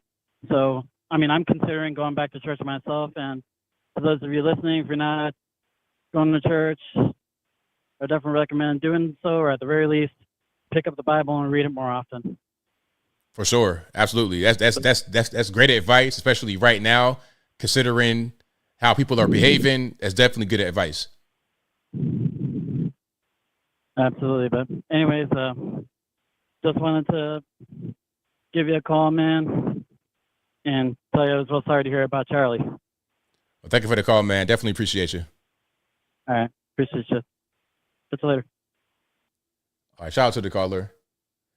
And the number to call again, 706-406-3287. 623 on the line. Who am I speaking to? Hey, BL, it's Steven. How you doing? I'm doing well, man. How about yourself? Oh, I'm doing good, man. Staying busy. Did you get a chance to see what Mark Ruffalo said about Charlie Kirk's death? I think I saw some of that, but can you give me a refresher? Yeah, he basically was just saying that it was the gun's fault and that, you know, he is sad that it happened, but I was kind of listening to him, and it basically kind of sounds like he blames it on the fact that we voted for Trump, or really, I guess, the Second Amendment, because he's like, you know, it's sad and all, but if you voted for something like the Second Amendment to bring weapons of war onto the streets, then and he's stuttering, but I'm like, what you want to say is that it's our fault that this happened because guns are out there, but it's like it's not even automatic, you know what I mean? So, and criminals, they'll get guns anyway, you know what I mean? It's just, they'll never stop them, or who knows, maybe it could have been some kind of bomb if guns weren't allowed. But yeah, that's a real disingenuous, like, I don't know, because anybody could do anything with anything. I mean, a girl was stabbed a couple weeks before that. And that's another thing about, like, we can't ever agree with him. I'm realizing this now because, like, I have a lot of family and stuff that are smart people. Like, they got their lives together and stuff. But when they end up on the wrong side of these things, I'm just kind of like, I don't understand how you can come to a conclusion like Trump is doing this whole cutting people off and free speech thing. That's not true, but nobody called for that or rioted for it. The most I think people say is like, man, I can't watch that no more. But it's the left that is always like, go out and I mean, they're doing it right now. They're protesting Disney and stuff for Jimmy Kimmel. There's no like actual protests on the streets yet that I know of, but it's just like, I don't get it. How can you? Sorry, I kind of lost my train of thought on that, but yeah, it confuses me, especially because we're using their standards against them, and it's just, to be honest, like I could care less whether or not he did get suspended. I'm glad that he did, because now it's kind of okay. Well, you're feeling the fact that you can't just say whatever you can't go out and lie. Actually, it's not even that he just said something. He tried to lie as if he was a news station, which he's not, and then he showed like, oh, Trump really didn't care. But I mean, I've had people die in my family that I'm pretty close to, and I don't always like shed tears, but I can't explain why. You know what I mean? So I don't really think that says anything. And I mean, you're making fun of the whole situation. So what does that say about you? At least Trump's not making jokes about it. You know what I mean? And cut me off if I'm going too long, whenever. But I was watching the Patrick Bet-David podcast, and Adam, the leftist kind of guy on there, said that someone needs to like bring the country together and stuff. And I was kind of like, you know what? We can't do that, because they've like fundamentally, we just disagree on things. The way that capitalism, they see it as like this structure to keep people down, when that's socialism. You know what I mean? Fascism. They think it's enforcing law, when really it's what they want, cutting people off, taking your guns away. It's upside down. Right on, man. Thank you for your call, man. I definitely appreciate you. Appreciate you too, ABL. Have a good one. All right, now. All right, shout out to the call. Let's go to 205 hit online. Who am I speaking to? Hey, this is Scott from Tuscaloosa, man. What's up, ABL? It's all good, man. What's happening? I've just been wondering, we see all these people online saying that they're switching from Democrat to Republican. Now, we've got 3 more years before we go back to another presidential election. How do you think that they will switch back before it's all said and done with in the next 3 years? What you mean? Well, they say they're not going to vote Democrat no more because of what happened to Charlie Kirk. Uh-huh. But we have 3 years left before we have another presidential election. Do you think that the Democratic Party will get them back before then? Oh, no, I don't think so. I think that this is going to be, it's not enough time, because if you saw what happened to Charlie and you saw the reaction, it's now 2025. They're going to announce who they're going to run probably like next year. But then it won't even be a full year from now. They'll be running the next person. So they'll have enough time. It's already done. I got you. Okay. Well, I never watched the video. I dodged X like it was a plague there for a while. So, but yeah, man, first time calling in. I just wanted to get your opinion. Thank you. Thank you for the call, man. Definitely appreciate you. All right, brother. Yeah, that's a good question, but nah, they're gonna. You want to line speaker to 857? Hello. Hey, who is it? ABL? Yes, it is. Hey, just a quick comment about Charlie Kirk. I have to tell you this: he was a great marketer. He knew how to market. I have to give him that. But other than that, nothing to debate. Didn't do any research. Say some inflammatory statements just to get attention and to make money. That's what it's all about. Okay, so give me an example of one thing that he said that was inflammatory for attention.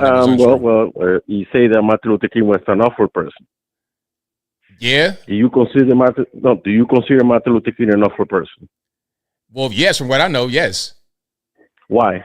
Because he was a minister, but he was having orgies with white women on the road, and he was a married minister, but was on the road having orgies with white women. Yes. Well, I mean, I'm not done. You asked me a question. I'm not finished. And he was a communist. I think that the spirit of the civil rights movement was good. I think the intention of the movement was good. But I think MLK was a deeply flawed human being who was not who people think that he was. Even with all of that, I still think he did good for the country. It wasn't all bad, but him as a person, nah, he was not like some type of like Charlie's not wrong. Okay. Hello? Yeah, go ahead. Were you listening? Yeah, I'm listening. So you say it was an awful person, was having orgies, and I heard somebody say that, but there's nothing that says is true. I know was sleeping with some woman in the ministry. Okay, that's not good. But the mission was very good. The mission helped you, help your parents, help your grandparents. Man, you don't know nothing. You don't know it. No, you don't. No. You don't know nothing Why about. I don't know? No. You know nothing about me or my family, bro. And by the time, hey, when did you get here in the USA? I came in 1988. 1988, bro. My brother No. Okay. No, stop. We've been here since the beginning, since the 1600s. You don't know nothing about what we have accomplished here. You don't know anything at all. Before, stop. I'm gonna just talk. Before civil rights, we already had own land. We already were educated and all of that in West Virginia. So don't even do that. Don't say he helped me. That's not the truth at all. But go ahead. I'm not gonna continue with your ignorance. Okay, I know you need to appeal to the white audience. Okay, do you consider Donald Trump an awful person?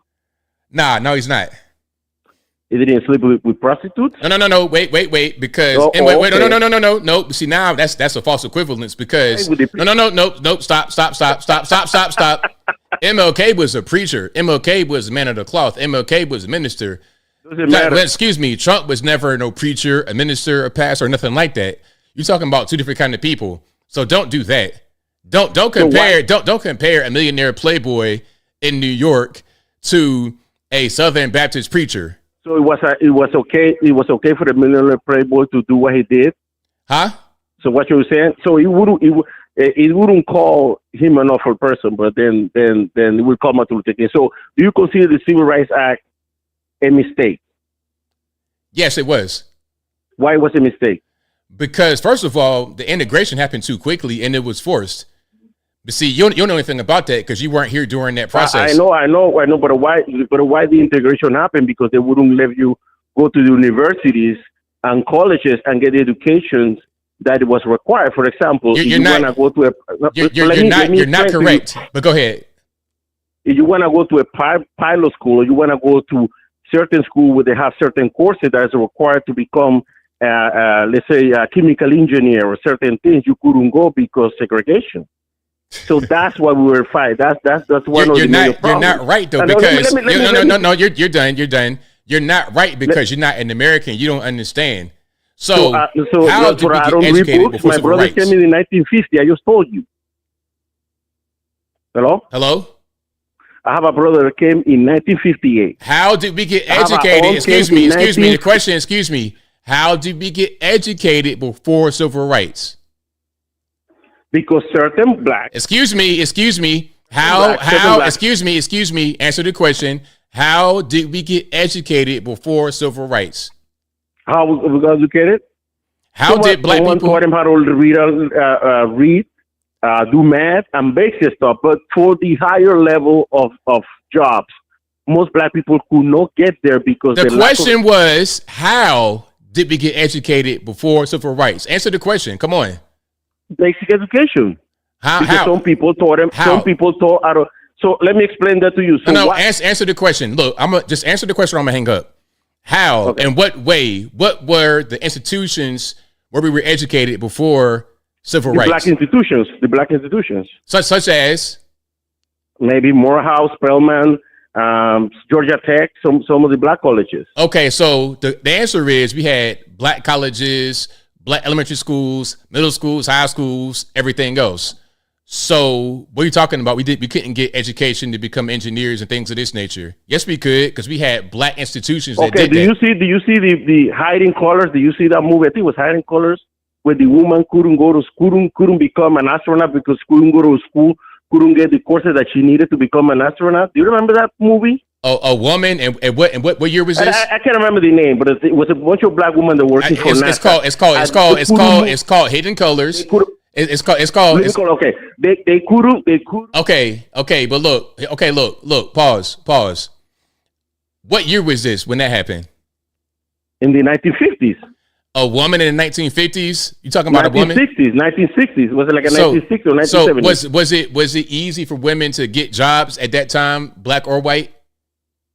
And black See, look, see that's why you don't know nothing because you're not an American. You don't even you're not educated. So I don't. You're not educated, and you don't know what you're talking about. You just kind of you're watching movies and getting your information from that without actually doing any kind of real research on the issue.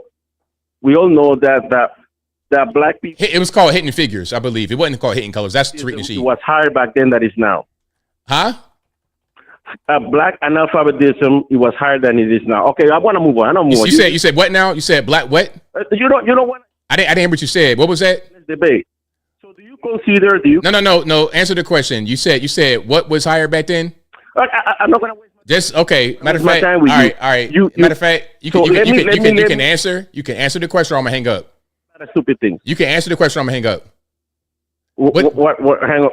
What question? What was what you said? You said black. What was higher back then? I didn't say anything. I didn't say. Forget about it. All right. Have a nice night. We don't got time for that. Yeah, it was called Hidden Figures. Hidden Colors. That's a Tariq Nasheed documentary. But movies. Listen, man. Civil rights. Back to what I was saying about civil rights. It was a mistake because it forced integration way too soon, and for a lot of people, it didn't really help. It was just a lot of things that happened with that were it impeded our progress. We were making progress, but that just impeded it and just messed things up. The spirit of it, I think, was good, but the execution and the reality of it was much different than the spirit. 818, you're on the line. Who am I speaking to? Hi, Power Ranger X from YouTube chat. Hey, chat. All righty, man. What's going on? Oh, hey, Bill. Calling in about the situation where the news reporter was suddenly attacked by that lady that he was interviewing about the things when he was fact-checking or something attacked. God. My God. Kind of my life story as well. He was just attacked out of nowhere. Doesn't that warrant an arrest? I'm not sure what you're talking about, but if that's what happened, then most certainly yes.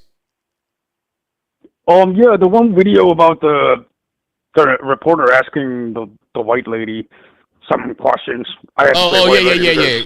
You talking about like the street interview? Yeah, that street interview. Yeah, exactly. That I kind of stole a story of my life, and I haven't ever given much of the same thing. And I heard a thing about that you've been saying that lynchings hasn't happened in 2025. Well, something like that has happened to me as well. Very similar. I'm still alive though. I just want to say this. I think that's unacceptable. When he's doing an interview, he's just starting to get attacked. I feel like stuff like this is supposed to be where the cops are supposed to be doing their job. I feel like they're not doing a job that they're supposed to do, which is put attackers in prison. And I'm kind of living the same thing as well. I'm like, I have no justice in my thing, but I feel like that lady should have been arrested right away. Yeah, I mean, I'm with you, man, for sure. But thank you for the call, though. I definitely appreciate you. Bye. All right. Shout out to my man for the call. More certainly appreciate him. And the number to call. So somebody says you're trying to call in from Atlanta. What's your area code? Whatever that. I think I see you right here. I think I see an Atlanta area code right there. Go ahead and try to call in again, Apple Juice. I think I see you right there. All right. It was a 770. I think that's you. So go ahead and call on in, and we'll get you on. All right. So shout out to you guys. You guys are funny. All right. But the number to call is 706-406-3287. And the number is always in the chat. And yeah, I see you, Apple Juice. Go ahead and call. 770, you're on the line. I'm speaking to. Hi, how are you? I'm doing well. About yourself? Doing well. I was calling because I wanted to ask you. They're building an epic city in Texas, and I'm worried about that because I understand it's going to be a religious city, but I don't think it's going to have any checks and balances. And I think it's going to end up hurting us because if they allow that city to flourish with no checks and balances, which will be hard to do, then there'll be another, and then another, and then another. Well, I hope that there's checks and balances the same way it would be in any other American city. Because at the end of the day, if you're here in the USA, you're subject to our laws and under our jurisdiction. So that's the problem. That's the problem. In that city, it's going to be predominantly Muslim. And I'm afraid that they're going to take Sharia law, and nobody's going to be able to stop them from doing it because they're setting the city up in such a way that very few outsiders will come in, and if they do, they may not stay long. I've understood that they're going to set up some type of taxation, like an HOA, to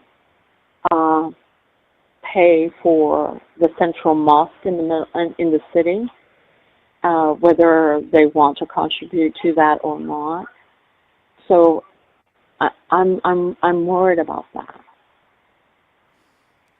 I understand what you're saying, but I don't think it's really anything to be concerned about. Like, not, I understand your concern, but I don't think they'll be able to just do whatever they want. There's going to be rules, just like any other kind of commune, any kind of place like that. There's going to be rules, especially in a place like Texas. It's not going to be like what they got going on in Minnesota. So I think it's going to be definitely a state issue. Texas, pretty conservative place. They're not going to just let any old thing going on, even if they have a mostly Muslim place like that. Yeah. Well, I'm just worried because I know quite a bit on Sharia law, and it's not compatible to the American law. And I know that there's several places, like in New York City, where they have a large community, and the mosques usually try to run a Sharia type of court where people can't get divorced easily. Well, women can't divorce a man, but a man can say, I divorce you at home, and he's eventually divorced. I mean, yeah, they could do stuff like that, but it wouldn't be a legal marriage because anybody could do that if it's not a legal marriage. I know, but these courts run, a lot of them tend to run under the law and behind closed doors, and it usually affects families. Like you've seen where people have tried to do honor killings. Yeah. I know a couple have already gotten arrested only because they were on campus when they tried to do this to their daughter. And that's the only reason they knew about it. So to check and balance this is not going to be easy. Well, I wouldn't be too concerned about it. It's in Texas, so I think it's going to be more checks and balances than it would be in a lot of your liberal places. But thank you for your call. I definitely appreciate you. Thank you. All right now. Bye. All right, shout out to the caller. Let's go to 843 the line speaker 2. Well, I wouldn't be too concerned about it. It's 843, hello. So I think it's going to be more checks and balances than it would be. All right, when you call, please be ready to answer on the phone and have your stream turned down a little bit so it won't interfere. You cannot talk to me through the TV. It's not going to work. There is a delay. You're on line speaker 2 907. Hello? Yes. Hello? You cannot talk to me through the TV. Turn TV off. 956 on the line. Who am I speaking to? Scott Cullum in McAllen, Texas. All righty, what's going on? Hey, ABL, I love you, man. I just wanted to say I watch you all the time, but I saw a story just recently on Fox. They were saying that a surgeon said that the bone density of Charlie Kirk saved everybody's life. That's just a crazy story to me. You know, a 30-06 would go through a elk, and they're saying that Charlie Kirk apparently had some kind of bone density that would stop a bullet. It's just crazy to me. What do you have to say about that? Well, if that's the case, then hey, shout out to Charlie. You know, and that's crazy how that worked. So I'm glad. Unfortunately, there was a tragedy here, of course, but I'm glad that there was no one else injured or killed. Oh, for sure. And I don't even know what to say to express my condolences to his family and everything. But I saw that story. The whole thing seems a little strange. You know, I've been watching all kinds of stuff about this assassination, and the whole thing is just not a lot makes sense. But you know, on these things, I guess that's just how it goes. You know. Absolutely. Hey, that's all I got to say. I don't want to take up much time, but I watch you a lot. I appreciate what you're doing, and I'll keep watching. And you know, I'm here 10 miles from the border of Mexico, and you know, we're in a whole different world down here. So I appreciate what you do, and thanks a lot. Thank you for the call, man. Definitely appreciate you. All right. Bye-bye.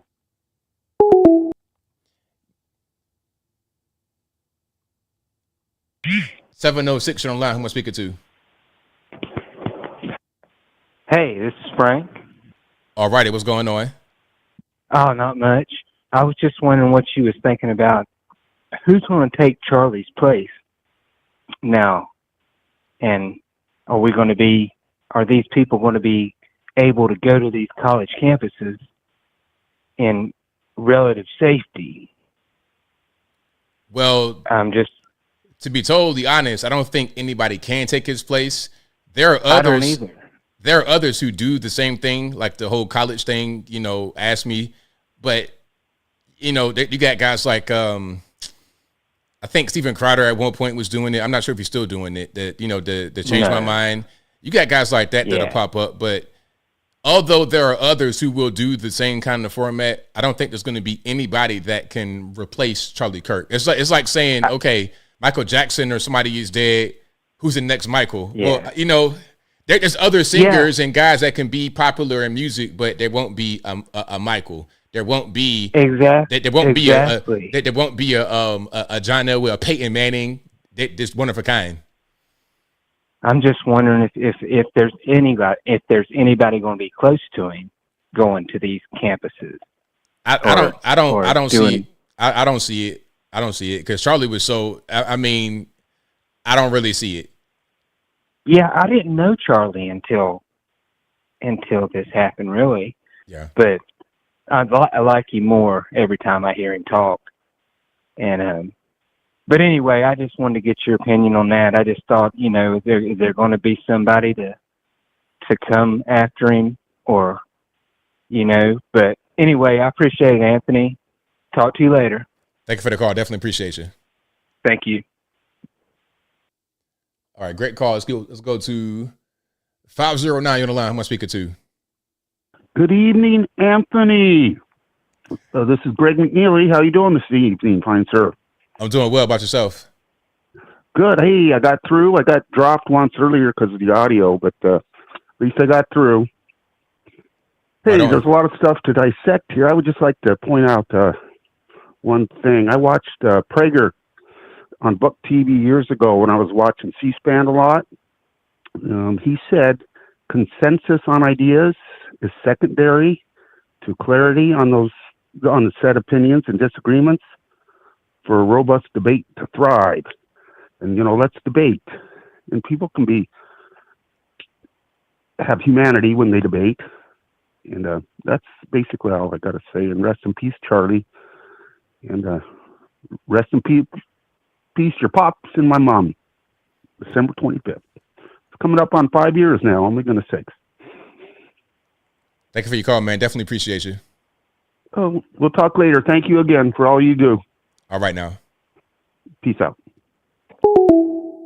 All right, shout out to the caller. Shout out to you guys. You guys are the best audience anywhere on these interwebs. If you like what you're hearing so far, please give the video a thumbs up. Like the video, share the video, do all that good stuff that'll help me out tremendously. Let's go to 808. You're on the line. Who am I speaking to? Hey, ABL, it's your friend Kiki Suki, actor here in San Antonio. All righty, man. What's going Got on? a couple questions. First one is, you know, I'm really worried about Candace. I'm really worried about what she's saying and her responses and what could possibly happen if she keeps going the direction she's going. Why are you worried? What do you think? Just with the way that the Democrats keep talking about her as one of the people that they're going to try to take out. I really worry about where her mindset is with all this because, you know, of course she was the closest to Charlie than anybody, you know, besides his wife. And I know this is affecting her very, very bad. So, like, I just worry about her, you know, somebody trying to take her out or, you know, with her claims of with Israel and stuff. I'm just worried about that. Yeah, I think that should be okay. And I think that she's just, I mean, when you see like a really close friend of yours or your best friend get shot, killed on camera, it could do something to you. And the thing about Candace, she's relentless.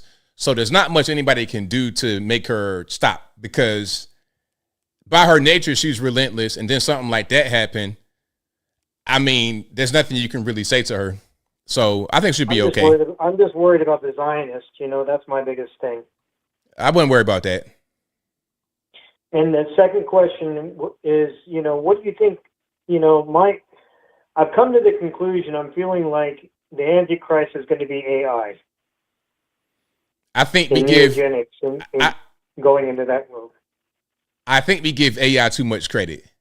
AI can never, like, the things you as a human being are so much grander than you really understand.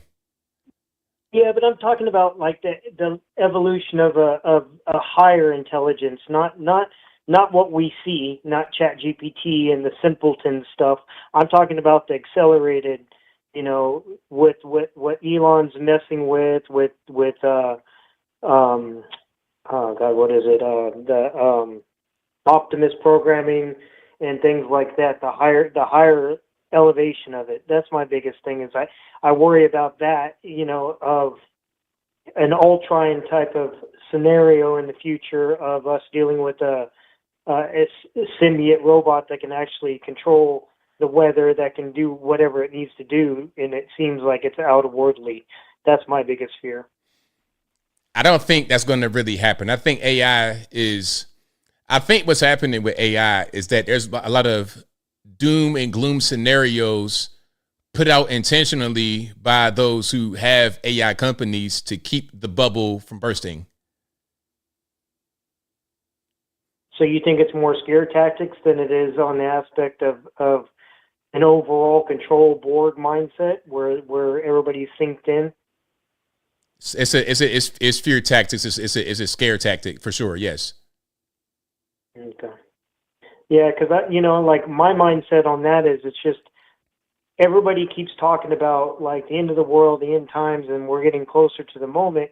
In my mindset, I'm thinking, well, if we are, then there's still some veils that have to be lifted, right? If we're following biblically context of it, you know.